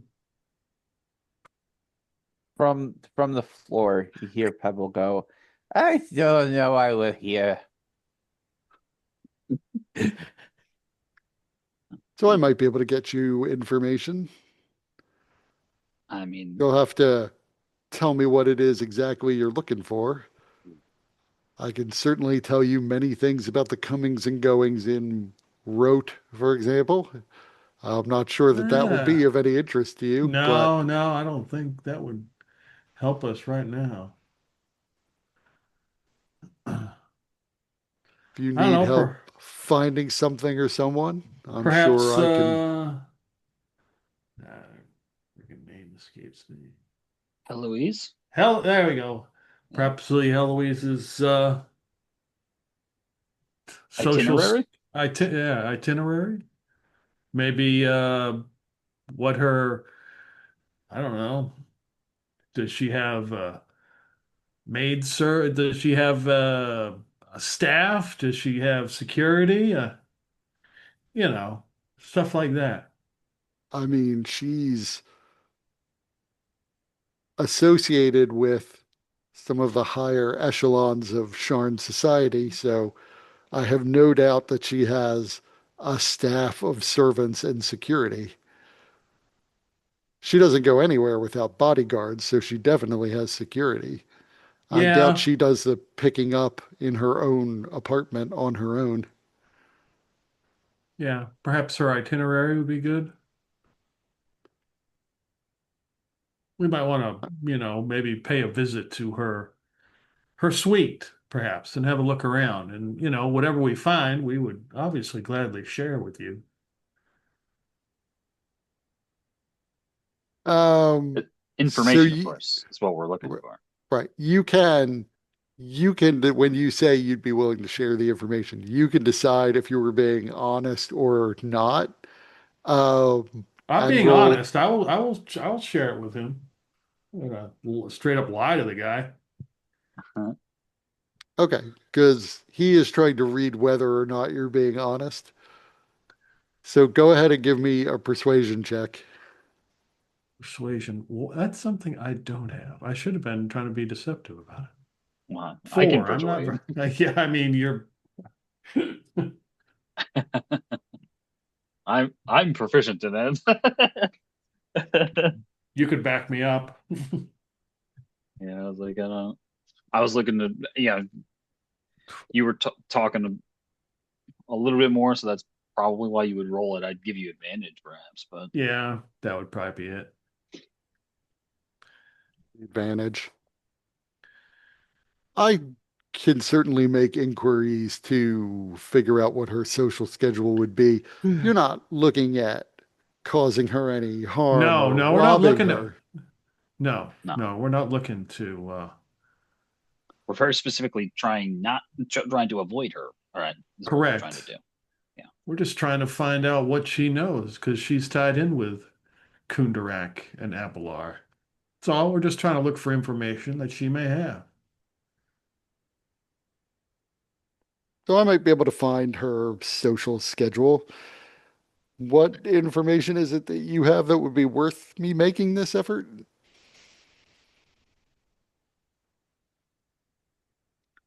Um, I'll describe the orb as best as I can. Uh, this how big, rough size of it, and that there was like a dragon shard inside, and So you begin to describe this orb. Um, and you explained that it was sort of like a crystal sphere with this dragon shard hovering inside of it, with the sort of remnants of some kind of ceramic around it that had been shattered and had sigils on it. And he studies your face as you explain this to him. I see. And this is the device that you couldn't quite identify that you stole. yeah, and what we suspect is the cause for all of this. The cause of We, the explosion, you mean? yeah, So what makes you think that it was the cause of the explosion?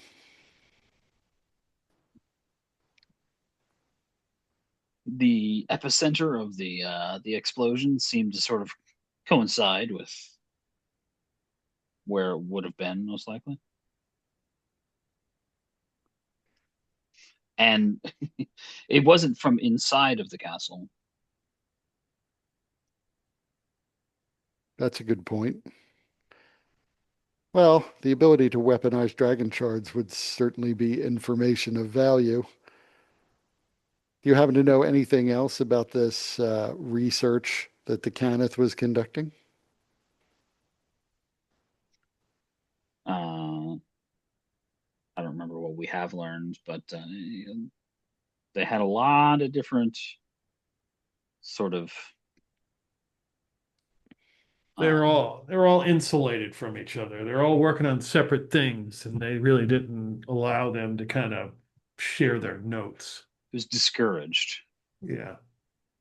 Yeah, Why would all different these people fields. even agree to this? Who knows? I don't know for sure. He was paying them, I believe. Yeah. He looks down and shakes his head. It's all sort of baffling to me. I don't There, understand the research, and I don't understand why so many respected researchers would gather in a shithole like Black Pit without even bothering to ask questions about what it was they're doing. I don't know But if it makes I don't know if it makes a difference. The who what the hell did uh leader of the yeah Kukaisha or whatever the hell it was. Kukashia. Kukashia, Gotcha. that's what it was. Yeah. Yeah, leader of the crows. She said that she believed that they were importing dragon stones, even though Well, the whole thing was that they were mining them out of the pit. But she said she suspected that they were also importing them. We could never quite confirm this. We never got the chance, but I'm sure makes she had as her much sense reasons. as anything that they would be pretending to mine dragon shards in the area. The area was once known for producing dragon shards, but most of the mines stopped producing decades ago. But Yeah. if you wanted to fake an operating mine, you would have to ship out dragon shards. So I suppose that makes sense.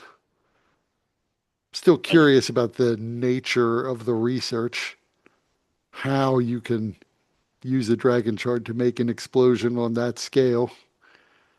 Well, if you help us, uh, be able to look into whatever Heloise might have, you might actually learn this. And also, my understanding is that Abelard was once upon a time known as quite a peace activist, actively campaigning against the last war during the last war. So, Yeah, why he would agree to research a weapon as powerful as this, hard to say. Lita always yeah, said that the problem with genius was that they often don't check who's holding their leash. sure. He did very creepily say that he was looking to end all wars. At least I read into it as creepy. So, you met Abelard then. Very briefly. What was he like? I mean, you remember him as he was another sort of one-eyed guy who was sort of burned pretty heavily, at least on one side of his body. Also spent a lot of time muttering to himself, almost having like conversations with himself. He also had like a glowing gemstone that seemed to be hidden underneath his shirt. Right. Unusual, let's say that. Had some gemstone under his shirt that I couldn't quite get a good glance at.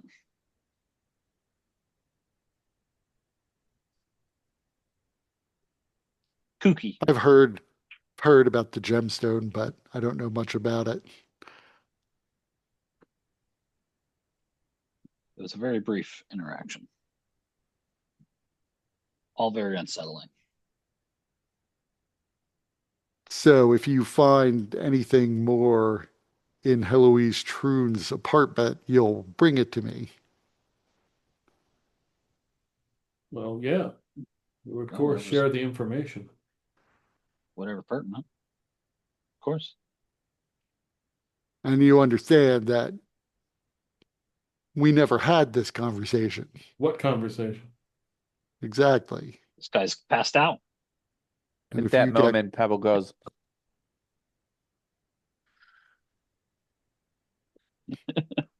We really need him to be passed out. We really fucking need him to be passed out right now.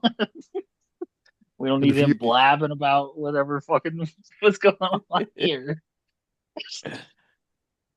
and if you were caught breaking in to the apartment of Heloise Troon, you could be in a significant amount of trouble. She has Yeah, Well, only powerful crazy people would do friends. that. yeah, we don't plan on getting caught. I would just remind you that Heloise Troon has a lot of obsessive hangers-on and followers.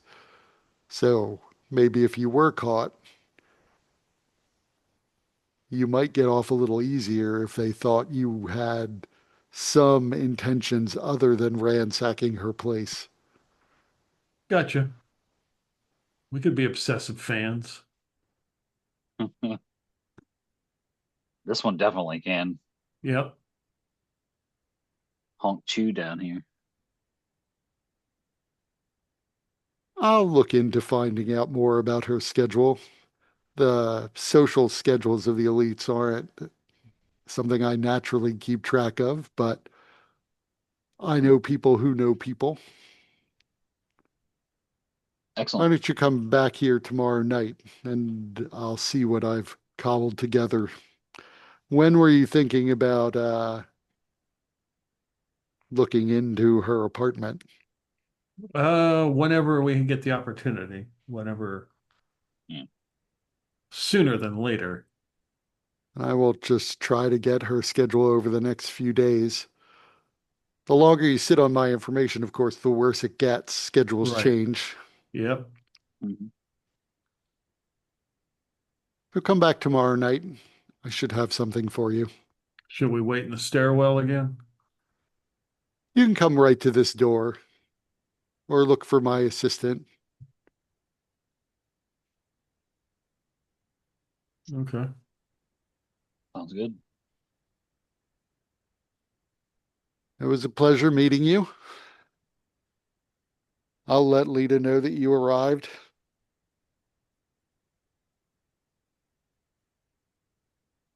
All right. Lita. Hmm. It's your researcher friend.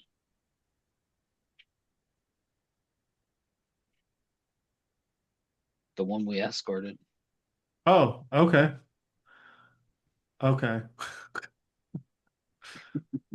I was like, wait a second. I should know this. Is she around? No, she was I in don't. Black Pit last I heard. Yeah. She survived the explosion. I do know that. I assumed she would survive. And he smiles to himself as he says that. She's tough to kill. Hmm. Good for us. Maybe she got us out. All right. So you walk out back into you realize that the interior of this room was more or less completely silent. There was like a slight muffled noise from the outside, but the Yeah. moment the door cracks open again, the sound just hits you in the face, along with the heat from the room Yeah. beyond, as you hear Yeah. all of the people in this room and the band still playing its music. Yeah. You step back out into the bar. Yeah. Oh God, not Wonderwall again. Oh, get out of here. Um, Play Freebird. Who is Lareth is like dragging Pebble by the feet behind him.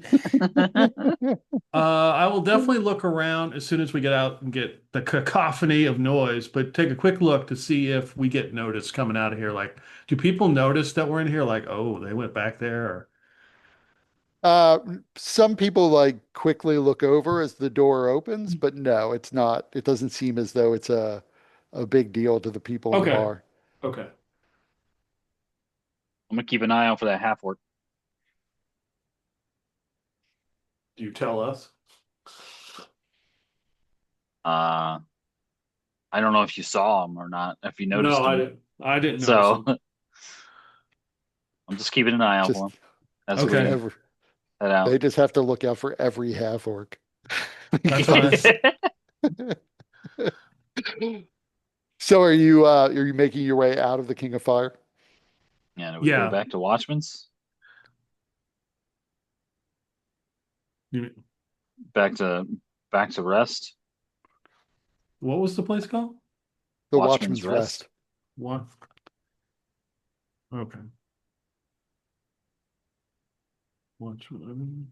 Okay. Yeah, let's go back there.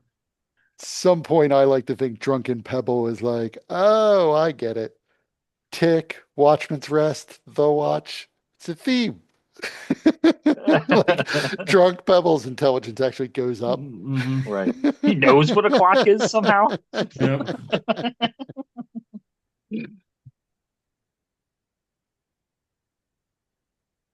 So as you make your way out of the bar, as you head back to the Watchman's Rest, Thaldarin, you notice for the first time there's a little hole in your purse, and you're missing half of your coins.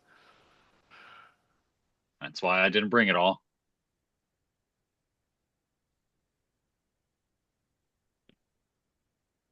Uh,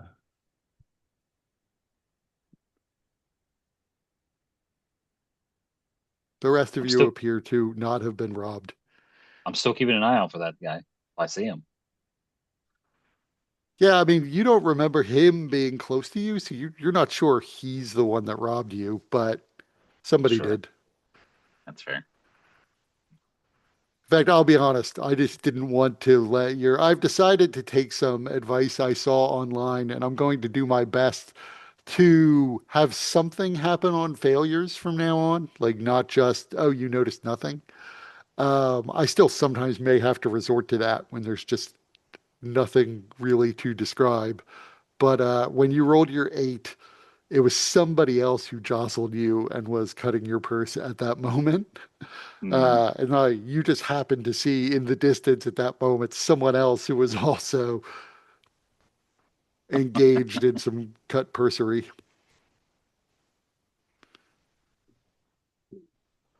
But you make your way back to the Watchman's Rest, going up to the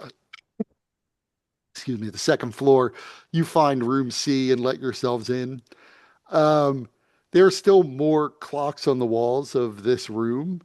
It's not a fancy room by any means, but it's reasonably nice. It's nicer than the average room you would have seen in Sharn. There are four regular beds that are lined up along the walls, and somebody has wheeled in a folding cot that is still folded up. There's also, a small desk and table along the wall.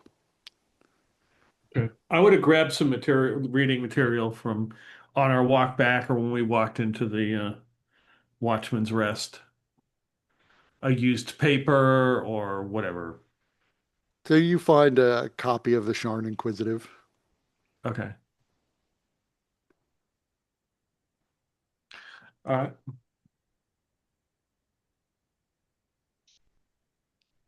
Well, let's get our rest. Sit down on the, I imagine Pebble is like being dragged back already asleep. yeah, Hmm. leaving an ice trail.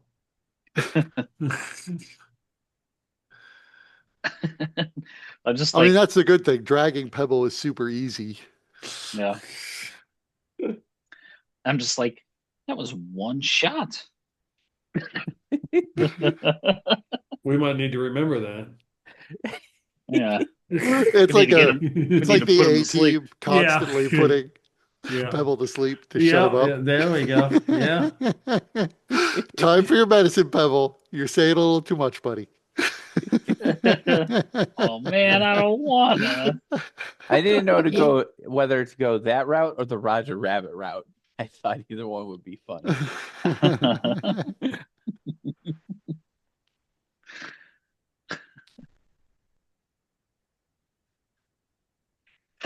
So everybody make me another perception check. I was just gonna forgo that. That's fine. Perception. Perception. Nope. So there are a lot of people on the streets of Sharn. Like the population density was probably higher in Shosharn because everybody was sort of so limited just to the upper tiers. But you notice that there's a lot more sort of rowdiness and mirth on the streets of the city. Particularly in Harris Folly, a lot of the people are drunk. There are a lot of taverns in Harris Folly. But everybody seems happy in a way you're just not that used to seeing. Even at the circus, people didn't quite seem quite as merry as they seem in Sharn these days, which is, almost disconcerting to some people from Shosharn, you're sure. But if you want to take a long rest, you can. Okay. I'll be up reading the Inquisitor all night. I would So a lot probably, of it, I'd go ahead. probably mingle and have drinks with strangers. So yeah, a lot of the people in the Watchman's Rest are merchants who are sort of traveling through. A couple of them just sort of trade in gadgets, and so apparently Tick does like to buy a lot of gadgets. So anybody who traffics in that is going to sort of come here and see what they can sell to her directly. Uh, like I said, mostly merchants. A couple of them are like adventurers who are staying here because it's not super expensive and no questions tend to be asked when you're here. But everybody is happy. It seems like a fairly social crowd, and everybody's, happy to get a drink with you. In the Sharn Inquisitive, you see it is mostly local news. A fair bit of it is about crime and local initiatives and like odd things like renovations to buildings that are or to towers that are either controversial or, highly anticipated. Renovating towers is another thing that just never seemed to happen in Shosharn. Hmm. You do see there is one story in there by Raoul Partha that does seem to be not about Boreth himself, although he is mentioned, and it's asking whether or not there is a secret society inside Sharn that doesn't mention the Watchman's Rest, but does, like I said, mention Boreth and a bunch of associates that seem to be coordinating in Morgrave University.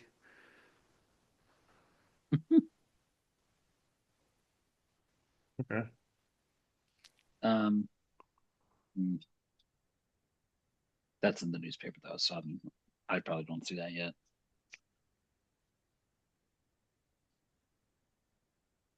I checked to see if there's any quotes from an anonymous, small feathered source. So Yeah. this is because you found like a used paper. So this Right. is there has not been enough time for him to get back Okay, and so write. enough time. Okay, Yeah, it not would yet. like have to I be right. It would couple have to be like days. Yeah, we got it.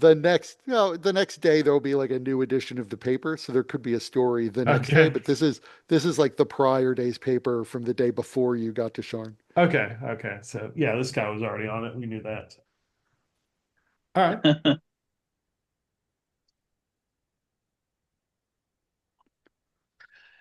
Okay.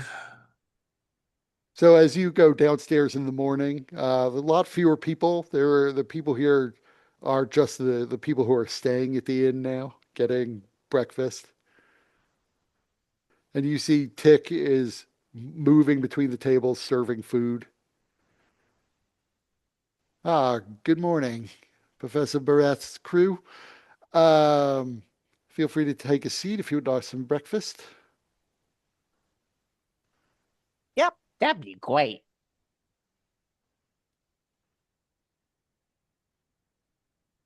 So You're the she best. brings, You're the best, yep. Tick. Hmm.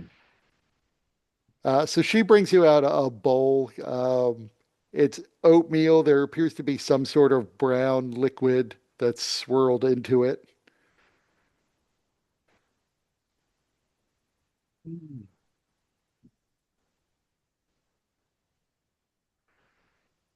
I just watch Pebble, Pebble eat it. yeah, See what happens. Pebble, yeah, Pebble's like Mikey. He likes Yep, everything. exactly. Pebble, you find that the liquid it's thick and very sweet. Mm, mm. This is really good. You guys do have to. Nom, nom, nom, nom. And you recognize that this swirled into the oatmeal, in addition to the maple syrup, there are just chunks of apple, since you had apple last night as well. Wow, Mm, so good. great and I, good. I would get my own bowl. Try it. Once Pebble starts, I'll just like make eye contact with him. I'm like, bet I could beat you. Okay.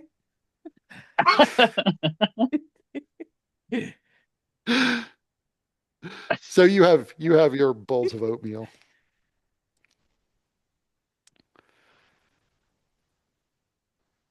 She comes back to you and says, uh, "By the way, you didn't pay for last night. Normally I charge in advance, Oh, but it's one Galifar each for the night."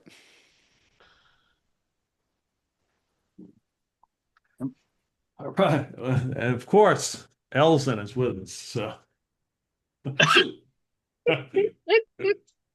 I mean, Elzen will reach into his purse and pull Yeah. out five Galifar for the Of five of you. course he will. Yes.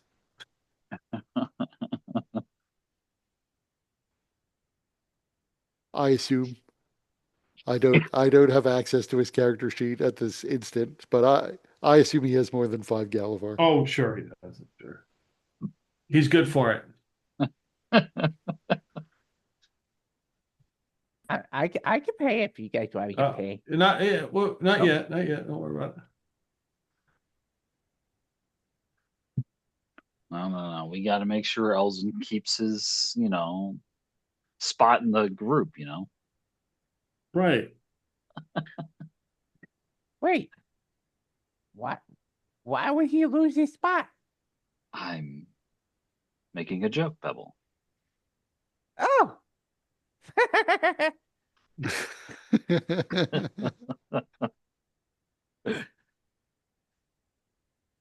So is Pebble hung over? Nope. So what happened last night? Don't you remember? Yeah. Nope. What? We fought and killed a dragon. You don't remember that? What's a dragon? I mean, they have dragons in the Frostville. White dragons, at least. Uh, yeah, but they might have a different word for it. That's true. Uh, Do I don't penguins know how have their to. own language? I don't recall. Uh, I think that they speak Goliath or Dwarven. No, yeah, Dwarven.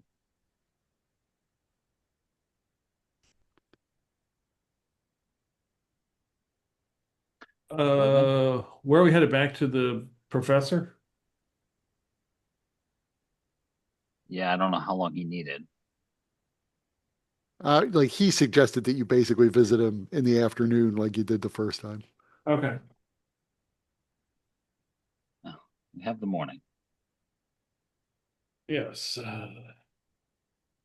So what are we gonna do this morning? Should we explore? Oh, let's see what else is in the city. Maybe we can find another circus. Or maybe they have something better than a circus. But what's better than a circus? Two circuses? Oh, I love it. Visit two circuses.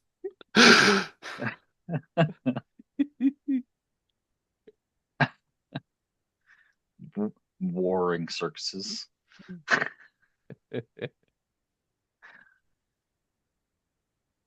Dueling circuses. They're like Um, they're throwing their trapeze artists at each other.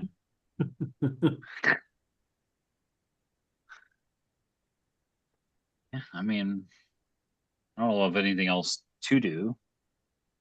Could look around. Good lay of the land.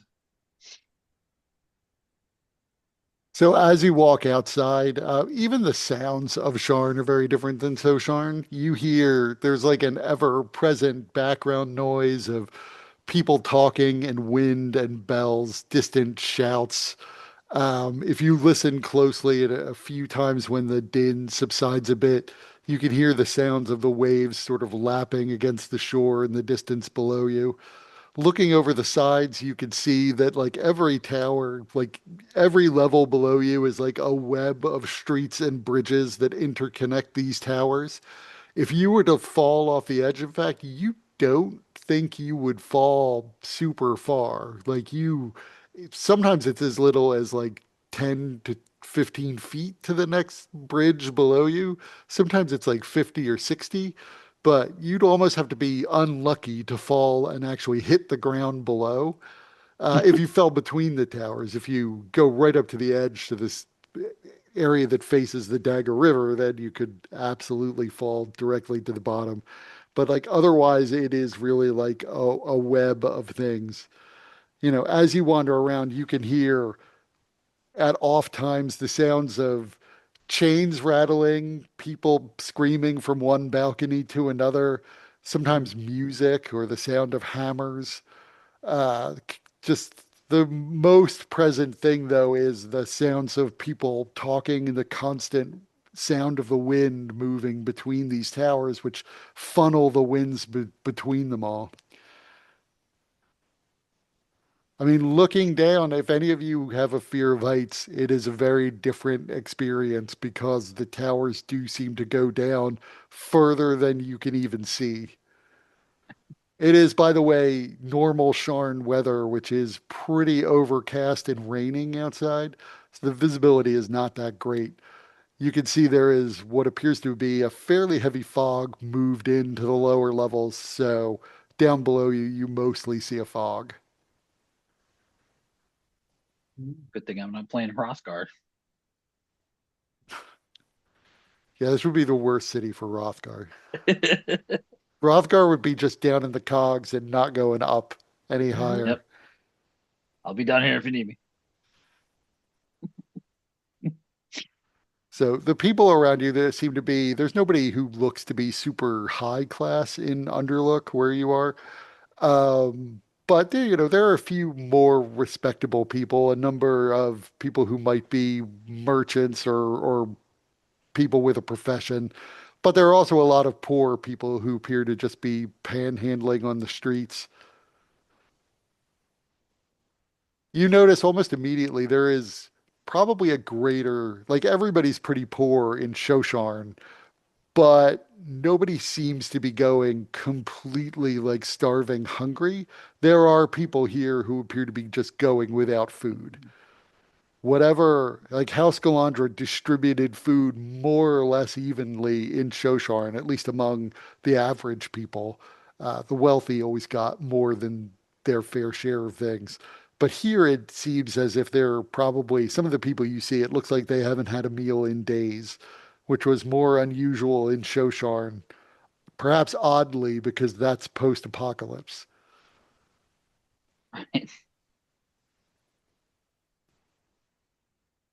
But there are also, in addition to the sort of sky coaches that move between the towers, and staircases and bridges that connect everything, you can see there are a variety of shops selling almost anything you could possibly want, and many things you would never even think you would want.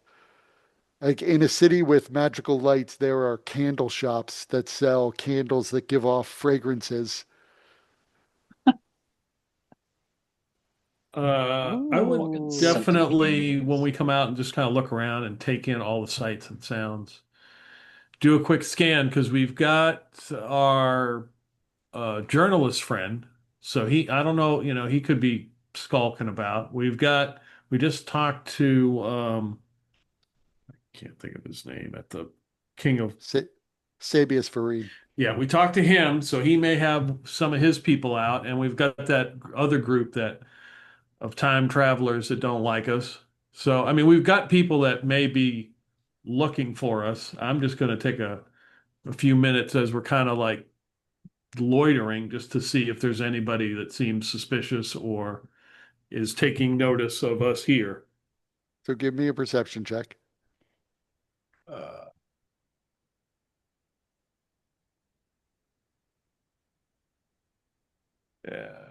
nope. So as you're walking, you do see there is a dragonborn who seems to be taking special note of you as you emerge from the Watchman's Rest. He's Okay. leaning casually up against a wall, not seemingly in a hurry to go anywhere.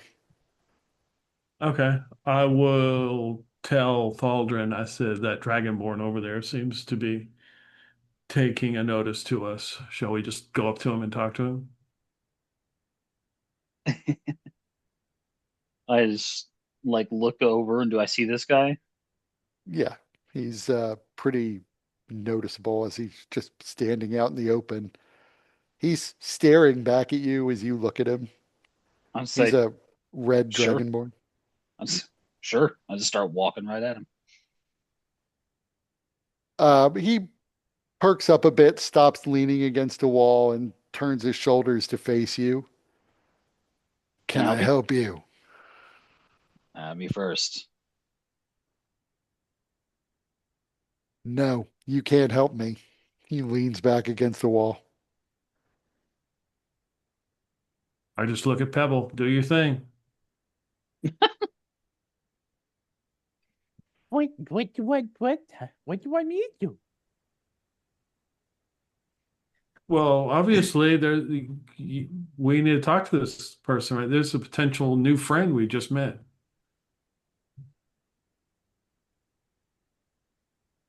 Yeah, but he's kind of scary. Yes, scales. Hey. So, The Dragonborn yawns, and you can see like there's like flame bubbling in the back of his mouth.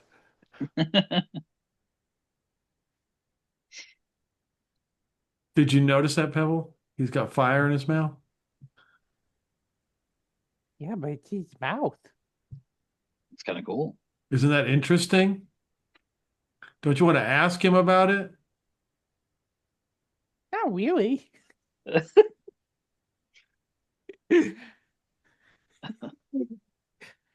Pebble's not here to amuse you.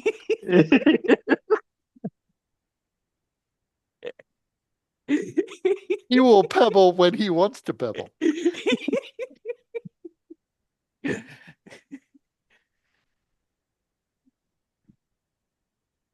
This is Pebble's version of being hungover. He's a little more introverted. The Dragonborn looks over you again and says, "Do you have a problem?" Just making sure you don't, huh? You're staring awfully hard. You're an awfully unusual group. You think so? Uh, Two bird people in one group? Yeah, Yeah. that's pretty unusual. It's called the flock. A flock of two? Also unusual. He looks like to the left and to the right. Nope, no other bird people on this level. Just I you get two. I can get pretty high up. So So yeah, you just draw just just stairs. just FYI, a group of penguins is called a waddle. At least when it's on land. Apparently, when it's in water, they're a raft. Okay. Mhm. Pebble shares that fact.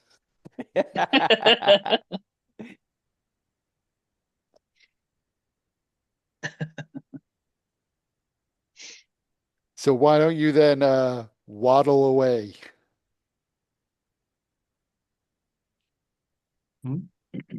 Okay. I just like hand on the guy's shoulder. Take your own advice. And I return to the group.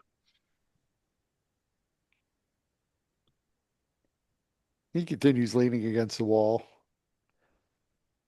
Bounty, what is all this about? Just for shits and giggles, make me an intimidation check. Thalder in particular. You notice he's not looking at you anymore.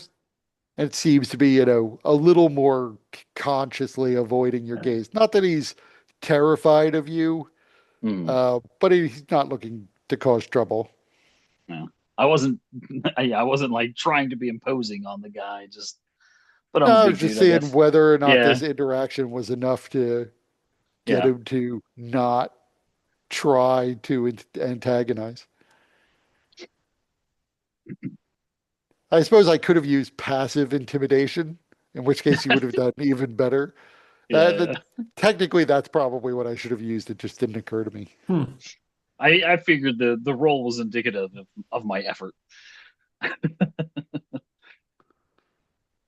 Well, Right, but like you said, I didn't think you were sort of trying to intimidate him, yeah. but you are just passively very intimidating as a I could be person. I could be. I'm pretty big. Bounty, why were you bothering that dude? That scale guy.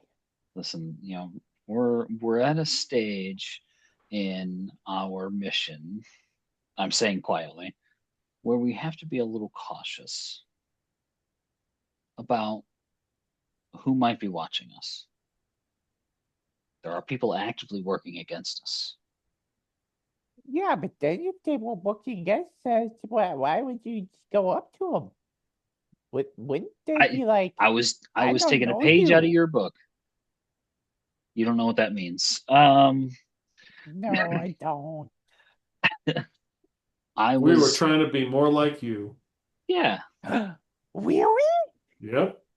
yeah. Oh, you guys do like me. Of course we do, buddy. Get over here. And he brings you guys all in for a big group hug. But if he can't get you for a group hug, he does individual hugs. Well, I don't move, but Elzin evades.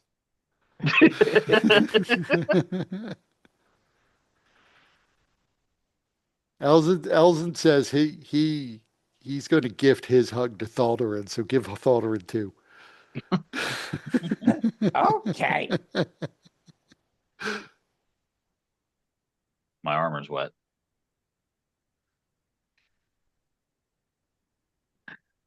I don't know what that means. Did Well, did you have an accident? you're just because of the chillness of your body caused condensation on my armor. That's all. Oh, I don't know what those words mean, but I'm sorry I got you wet. It's okay. I was also sort of imagining Monty Python and the Holy Grail. You've soiled your armor.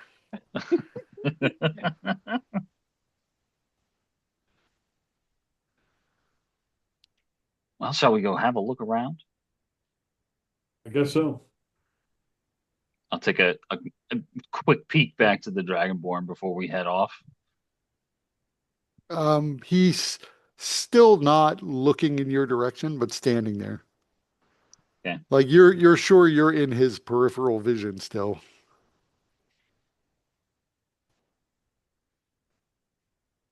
So, I mean, walking around, like I said, any sort of gear you might imagine you would want, particularly because this is Sharn, that includes, in some places, magical gear. I don't have the money for that. It says you need money.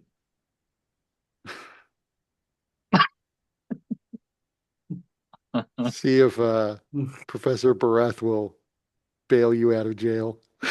I mean, we don't have to. I mean, No. I don't know whether or not any of you still have feather tokens, but like things like that are very commonly sold. Put it Or on the healing shepherd. potions. No, put it on the Shepherds of Time tab. Yeah, there's not really a tab back in these days. I mean, You know these the guys aren't playing the professor. market. Professor Barat. Put it on his. I'm sure he's got. Put it Yeah. on his account. He's These good guys, for it. these guys aren't playing the market. Making money ahead of time. I don't imagine there's anything that Pebble would want specifically. Uh, I but mean, there was, so I don't know if Thaldarin's still interested in this, but somebody's still hauling around the adamantine dwarven plate that I All mentioned right. you could get resized. And so someone in Sharn could do that. Although you don't necessarily see any blacksmiths in this particular area of the city. We can ask Tick. Yeah, I mean, Tick would know several people who could probably do the work.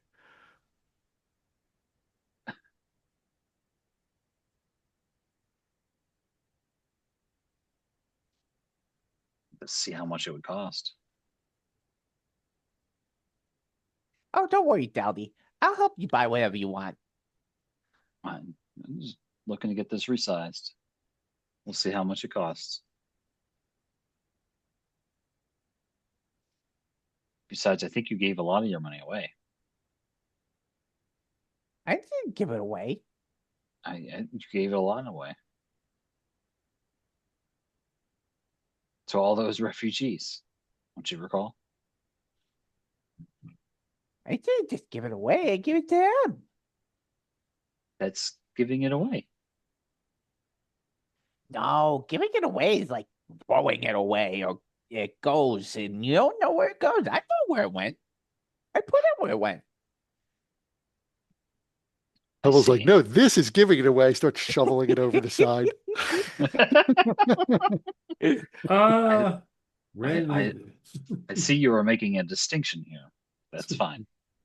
random residents were killed by falling coins. Yeah. Yeah, according to Mythbusters, that doesn't work.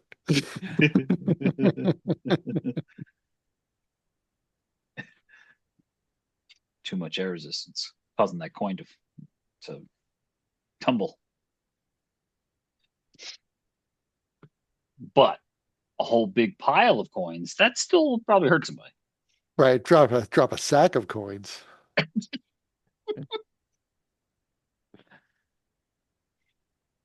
So is there anything in particular you guys are looking for? Just somebody to resize the armor.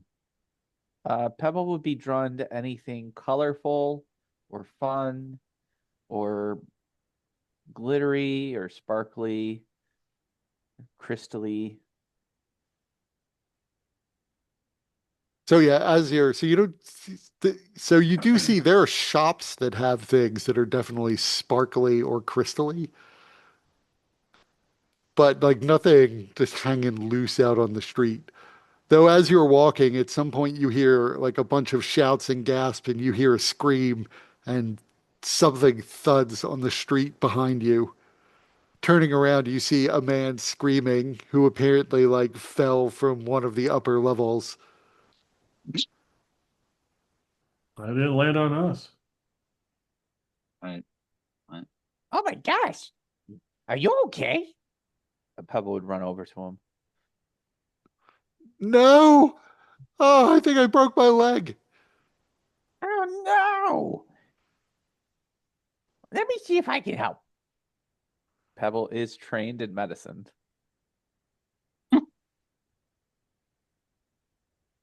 Roll a medicine check. Oh my God, you're making it worse. Uh, Oh my god. I'm sorry. I'm sorry. I'm not used to dealing with someone so big. She said. So, Lee, you noticed something like fell off of the guy and clattered on the ground next to your feet. Okay, I look down.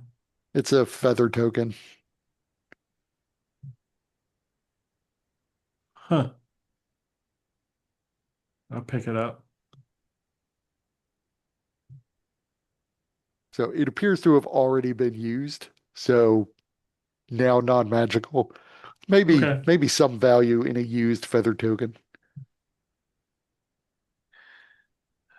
I don't have medicine. This would obviously not occur to Pebble, but if he had a feather token, then how does he fall and hurt himself? Is it only good for a certain distance? It's only good once, and you can, well, make me a perception check.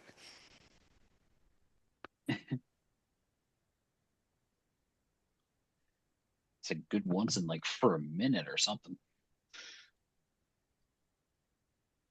Well, he'd be well and truly dead if he fell longer than a minute.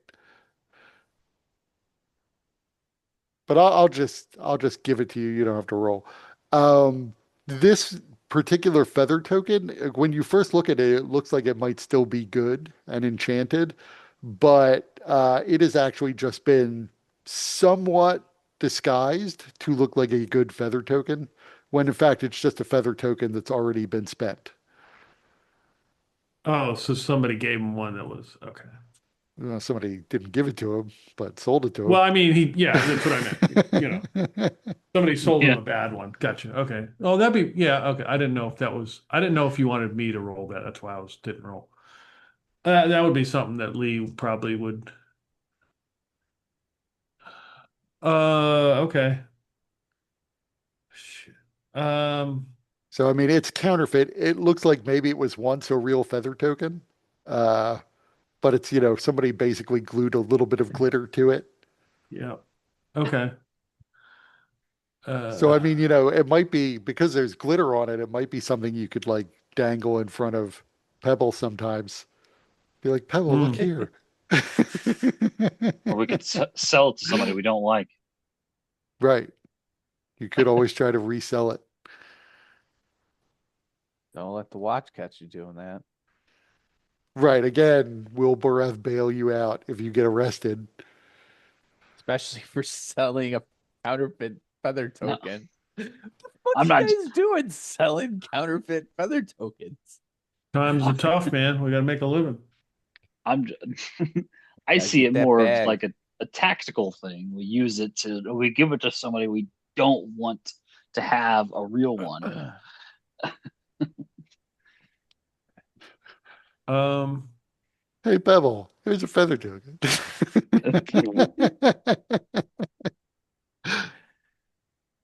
I'll go check on this guy. I mean, obviously he's in pain. We don't really have anything to help him. I could try a medicine check. I'm not trained. 13. So Well, there's I'm not not. there's not that much you can do for him. I mean, do you have like a healing kit? Do I have a healing kit? That's a good freaking question. No, I don't. I've got a candle. I can cauterize the wound.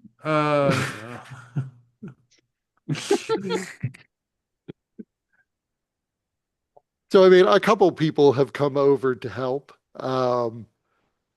Two people offer to like help him get home back to wherever it is he's staying.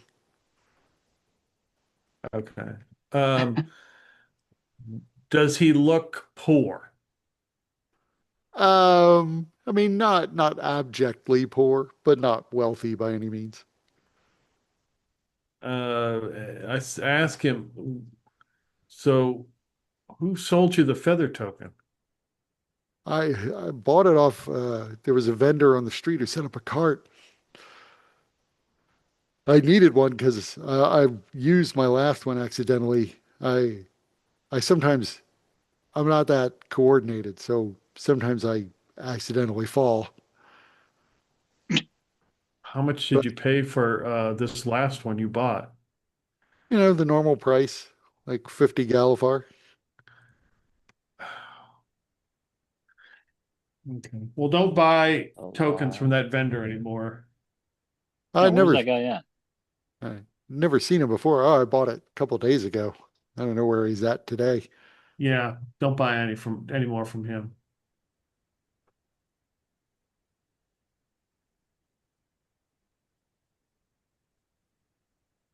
All right.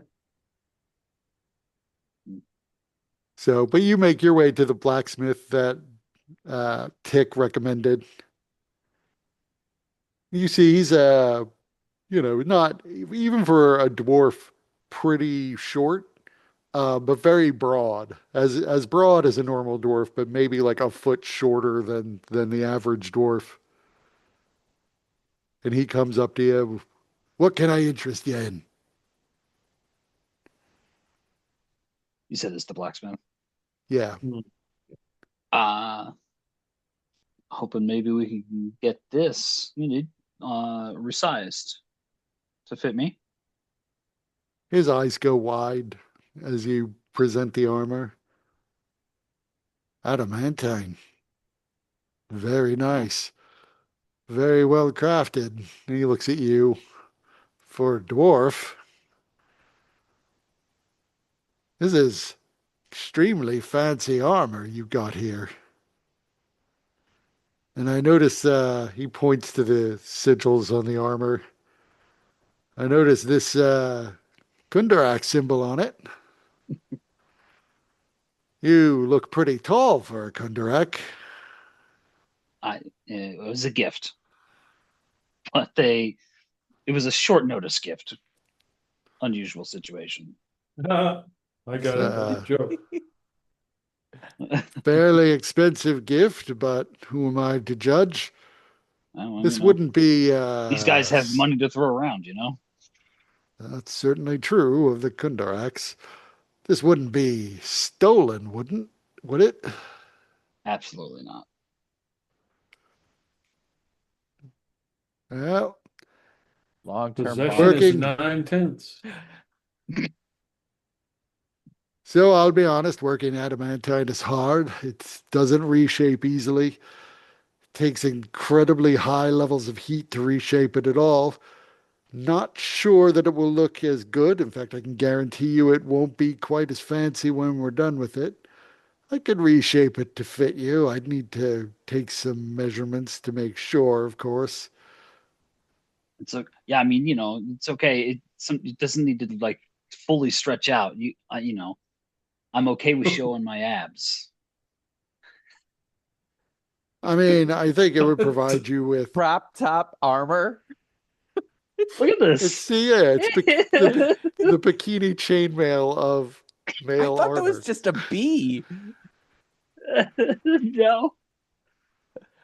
I thought you had like a bee design on you. Uh-uh. I think that picture does kind of have a bee design on it though. That wouldn't make sense. Why would a dragoon have a bee on it?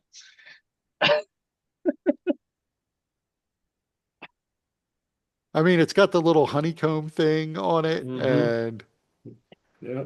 the little wings. Yeah.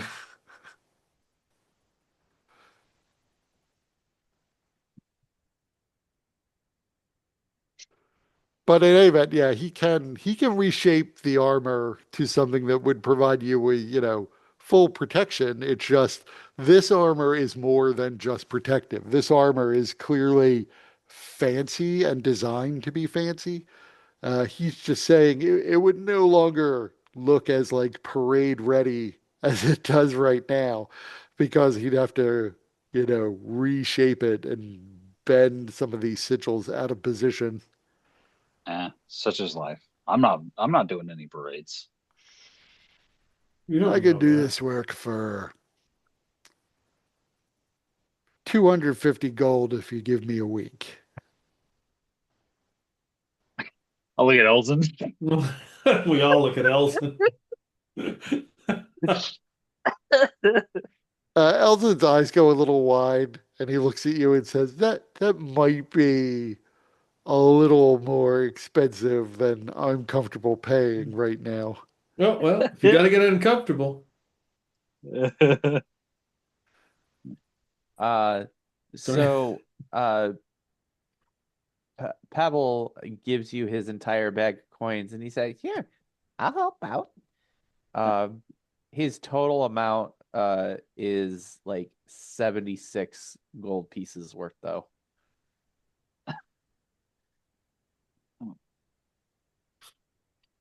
Thanks, buddy. You keep your money.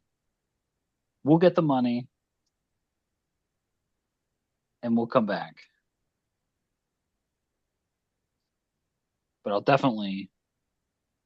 You have a business? I don't need a business card. I know where you are.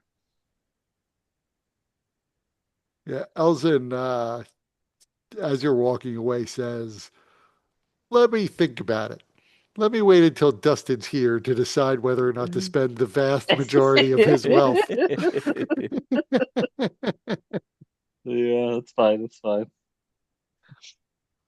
But he does technically have more than enough to pay 250 gold. Wow. Yeah, he has a fair bit of money on him. Technically, he has more than 400 gold. You also, by the way, have at least two like eggplants. So he has the magical gemstone that he got that obviously he wouldn't want to part with. Mm. But he also has the two as yet unappraised, prepared to be magical gemstones that you found along with the Oh, yeah, magical that's one. right.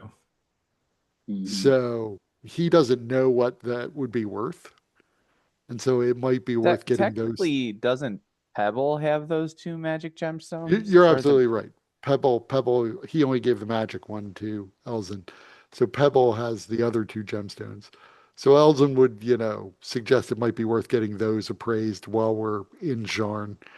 But yeah, he has, a lot of coin on him. pounds and pounds of money on Elzen. Yeah. I mean, it does make sense. He's the most legitimate of us.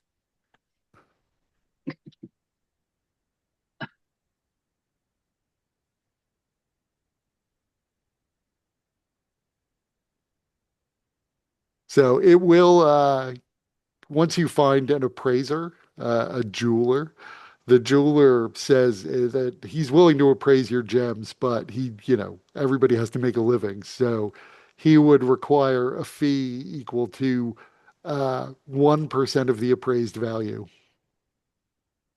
1%. That's insane.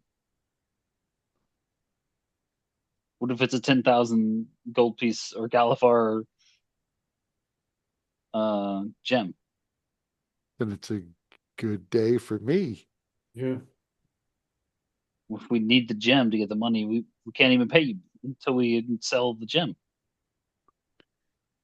Unless you're going to Well, I could always, pay I for could the gem. always hold the gem for you until you either pay the fee or I could find a buyer Elson can pay for the it. fee. We're not worried about it. Let's get these appraised. Wait a minute.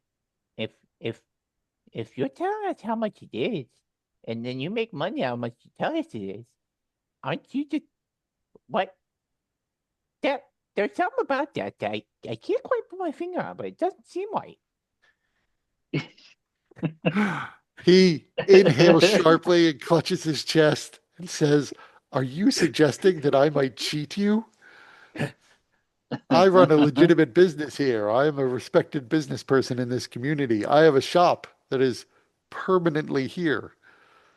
Yeah, If I were to cheat you, my reputation would go through the yeah, but floor. who would know? If I told you the gem was worth something and then you took it to a different appraiser and discovered something different, you would know. We'd be down a lot of money. You're still getting paid, huh? That's true, but whatever the fee would it be worth my business reputation?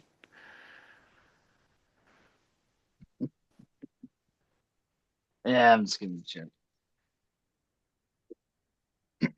I trust him.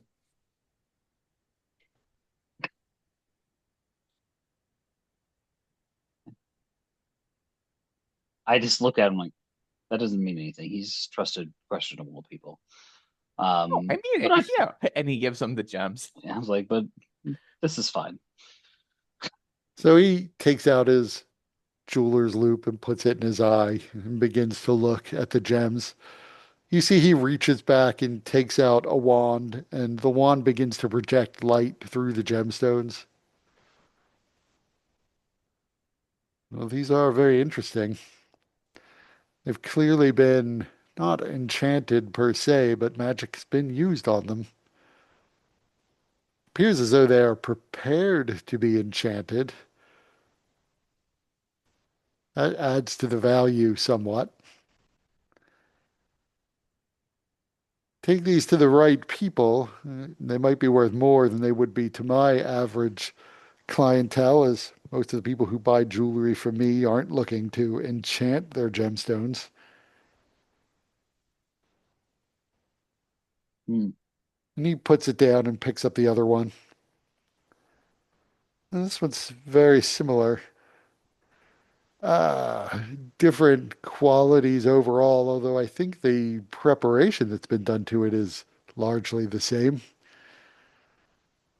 Huh. Obviously, they're both unusual in size as well.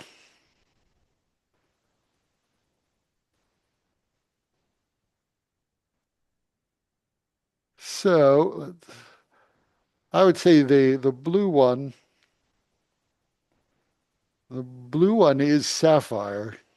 It's not the highest quality sapphire I've ever seen, but the size does make it possible that you might be able to split it up. It's obviously been cut, but you might be able to split it up into smaller stones, some of which might be of higher quality than the overall stone, though the size is what makes it sort of most unusual. And I'm no mage, right? The size of it may be required for certain sorts of enchantments, but it's worth about 2,000 Galifar. The redstone is rose quartz, which is a good deal more common than the sapphire, but its quality is a lot better. It's got fewer inclusions than most stones of its size. It's probably worth about 1,500 Galifar. That sounds like a lot.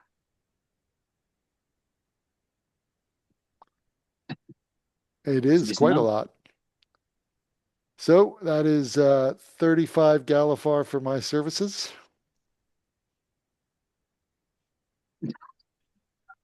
Elzen. So Elzen says, these aren't mine, these are pebbles.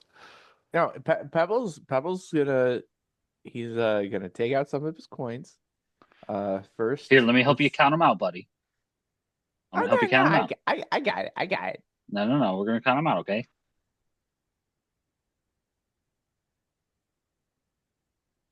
He Are pulls these? out 24 uh silver pieces. He looks sort He's of like, dismayed yeah, at you and says, this is much less than the 35 Galifar. I know. I'm Oh, working you on it. need I'm more? working on it. Yes. Takes out one more silver piece. So this time he puts out 6 silver pieces and 14 gold pieces. Still yet more. You need to about double what's here, if that helps you at all. All right, he gives 7 more gold pieces. Still more. Buddy. Hey, hey. Let me count. Let me count this out for you. You're gonna be here forever if you keep doing it this way. Another 10 Galifar. A little bit more.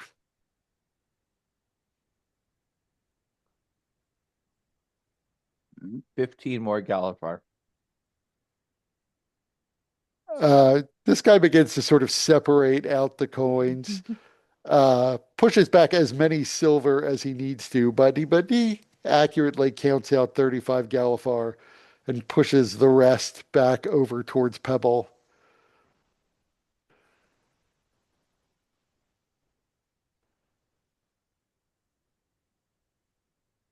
Oh, go on, get them back. I wouldn't cheat you. As I said, this is an honest business.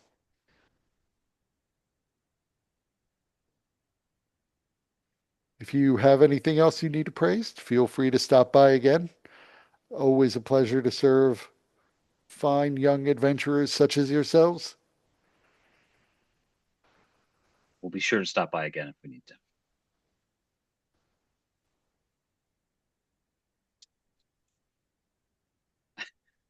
I'm like, all right, come on. So if I give you the gems, will you be able to use that to fix your armor? Um, well, we need to sell the gem,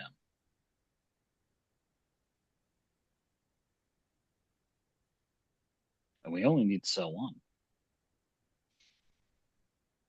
Oh, okay. So did you buy the gems? I would. I don't buy them at full price since I would need to turn around and resell them. Sure. And so if like I just like hold the rose quartz for a second. Like, how much would you give for this? Just curious. I would normally pay for something like that about 750 gold.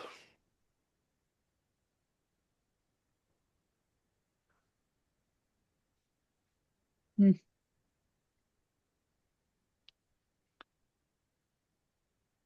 I hand it to Pebble. Like, it's a fair amount less. than its value that he told you. What'd you say? I think you'll find that most people would pay you something about that price. You might be able to find a buyer who wants it for its own sake, who would pay you more, but that would entail a great deal of searching for a customer of that sort. Well, Indeed, but Delty, if we sell it right here, this guy's willing to buy it. If we sell it, would that be enough for your armor? it would be enough. Okay. And then Pebble gives the guy the red one. He's like, Okay. Very good. Just wait here a moment. I have to go into the back to get the proper amount of currency. Of course. So he disappears into the back and comes out with a bag, actually a very nice leather bag, very heavy leather. Uh, doesn't look big enough to hold 750 gold, but he reaches over the counter, slides the gem back into a pocket on an apron he's wearing, and hands the sack to Pebble. and Pebble will hand it to Delty. Here we go. I'll get you your change.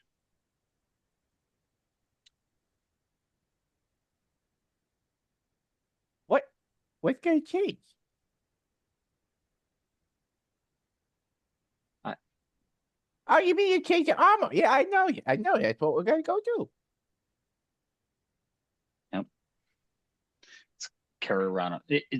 Does this feel like it's enough? It does not 750? it does not feel like 750 gold pieces worth of weight either.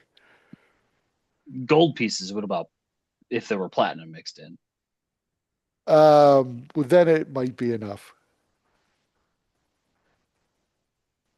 I mean, you don't think you would be mad if you counted it. Yeah, I think.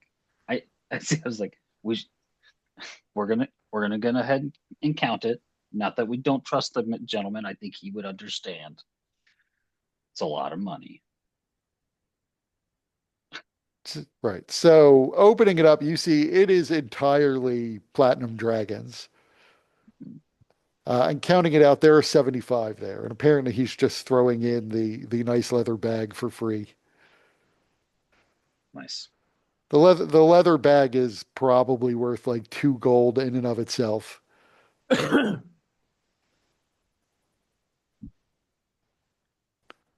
nice. Yeah, because otherwise that thing would have. If it were gold, it'd be like 15 pounds or something.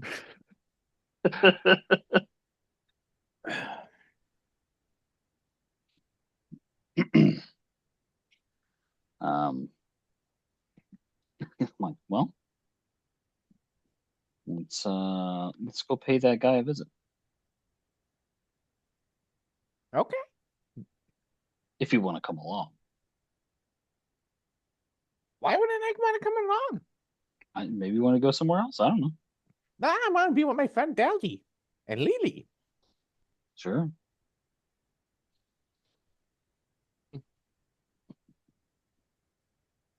So you make your way back to the armor smith. Yeah. This is good.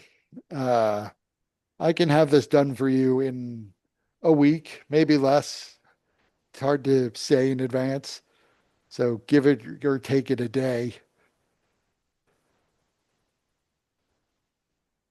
Sounds good. Well, All right, what I'll name come back should and this check. be held under? Uh, did I give did I give Bareth a different name? I don't remember if I did for I mean, whatever the papers were.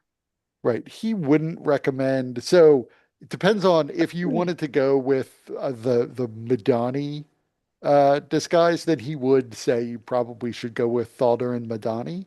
He wouldn't recommend that you change your first name necessarily. Like that doesn't mean anything to anybody.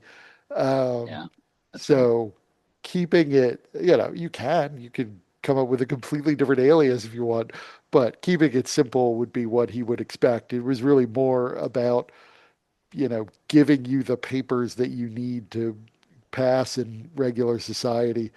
Show that you exist. Yeah, yeah, Right. that's fair. Yeah, then I'll just give him my name, just the first name. Okay. Check back in a week. Uh, and he takes the 250 gold. I assume you're paying that in platinum as well. Yeah, I think so. So he takes the 25 platinum and the armor. And he starts, I mean, I don't know who speaks Dwarven without looking it up. I'm sure Pebble does, but I he do. yells to the people in the back, all of whom everybody in his shop appears to be dwarves, uh, but begins yelling back instructions for increasing the heat of the forge so that they can rework this, and starts telling people that they're going to have to work extra shifts to get this done in a week.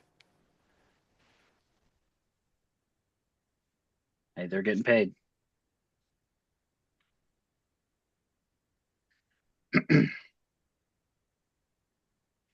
So that back and forth takes up a good deal of the morning. On your way Start. back, you run into a little bit of trouble in that you have to take an elevator to get back down to the Overlook District. But the public lift that you're on at one point appears to break, which creates a bit of delay as you're stuck between levels in this tower with a bunch of other people. But eventually, somebody sort of comes hovering down, levitating down from a thing above, and begins to make adjustments to the platform that you're on, and it continues back on down. Uh, by the way, Valderin, do you offer the rest back to Pebble? I I am really considering. I was like, I think I just pouch this, like, or just like stash it for whenever Pebble needs to buy something, and he inevitably runs out of money, and then I can give him these some coins out of this pouch, so that he doesn't accidentally just fucking spill, because he's just pulling silver and gold out of his pouch right now. I'm not trying to cause another fucking riot by him also pulling out platinum. Well, the reason I ask is because if you offered it back to Pebble, Pebble would be like, "What did I give you?" Yeah, that's fine. I'm keeping it for Pebble's sake.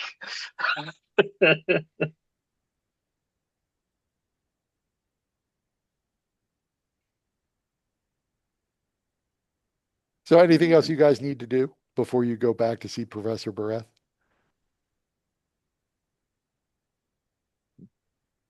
Not that I can think of that Pebble would be interested in. So later in the afternoon, you begin to make your way back to Bareth's office. Uh, all of you notice at some point in the skies above you, you see there is like a formation of Pegasi that go flying by at extremely high speeds, although they are in a pretty tight formation. So it's clear they're doing something specific. They're like in like a literal flying V shape as they go soaring above you. Virtually everybody who nearby at the edge of these towers, it's between four different towers, stops to stare upward at this thing as they weave their way in circles around one of the four towers that you're looking at. So they occasionally sort of disappear, but then reemerge in this pretty precise formation. But Oh, eventually they go flying off. what? What's that? That's so cool. What just happened? Right. You probably have all heard of Pegasi, but you've never seen one alive before this.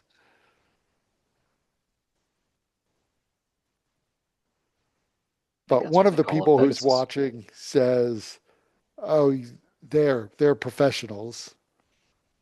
probably training Professional what? pro professional flyers. I see.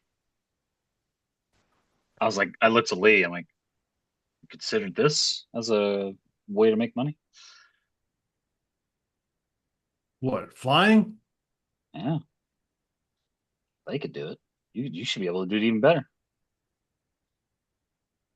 I I doubt your friend is fast enough to beat the professionals. No offense to you, just this is what they train to do. Oh, okay. Was it a race? Oh, there are many races. I mean, the Hey, race of the eight wins, for one.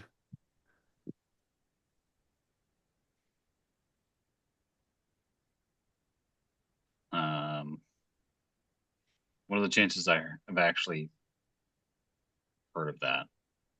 So that doesn't exist in Shosharn anymore. So this would be, it is like talking about like medieval sporting events to you. You would simply not have heard of the games that they play.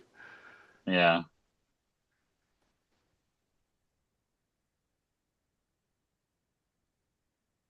It looks like a lot of fun. probably a lot of work too. I mean, the races can be very exciting. Bet you there's a lot of bets. A huge amount of betting goes on during the races. Is there a race coming up? Not for about 2 months, at least not a big race. There are smaller races all the time. Every couple days, you can find a smaller race somewhere if you know where to go. Not always featuring Pegasi, hippogriffs, giant eagles, virtually any sort of fast flyer. I've never heard of an Aarakocra taking part in a race.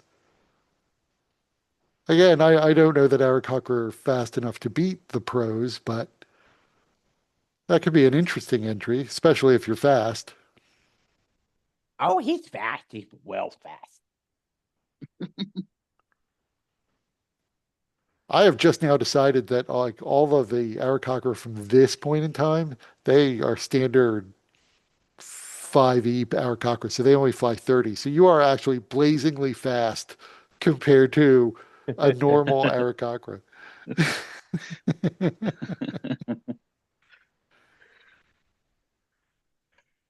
Though I do think Pegasi fly faster than 50 feet. I may be misremembering that. I should look it up. I'm gonna look it up. I'm curious. I thought they were 60.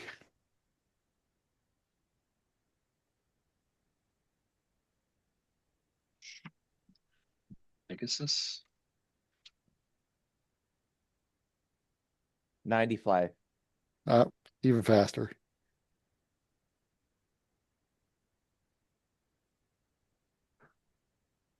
So you make your way back to Morgrave University, and this time you're not held up. You're immediately let up into the lift and go back to room 1215. And once again, Professor Bareth seals off the room and looks at you and says, "We have a lot to discuss, but that's where we can end it for this week." Right. Like, do we? Shit. Well, I mean, I Let me will check say out when this you and you guys talk. I don't want to talk. Why do stuff? I want to play at that skull some more.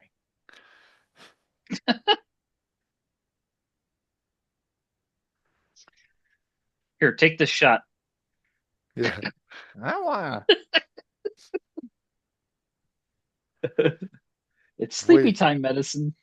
No, it's gross. It made my stomach be all bubbly. like he can't handle his liquor, so all you have to do is like really sugar it up with something. Then Then he's definitely throwing up.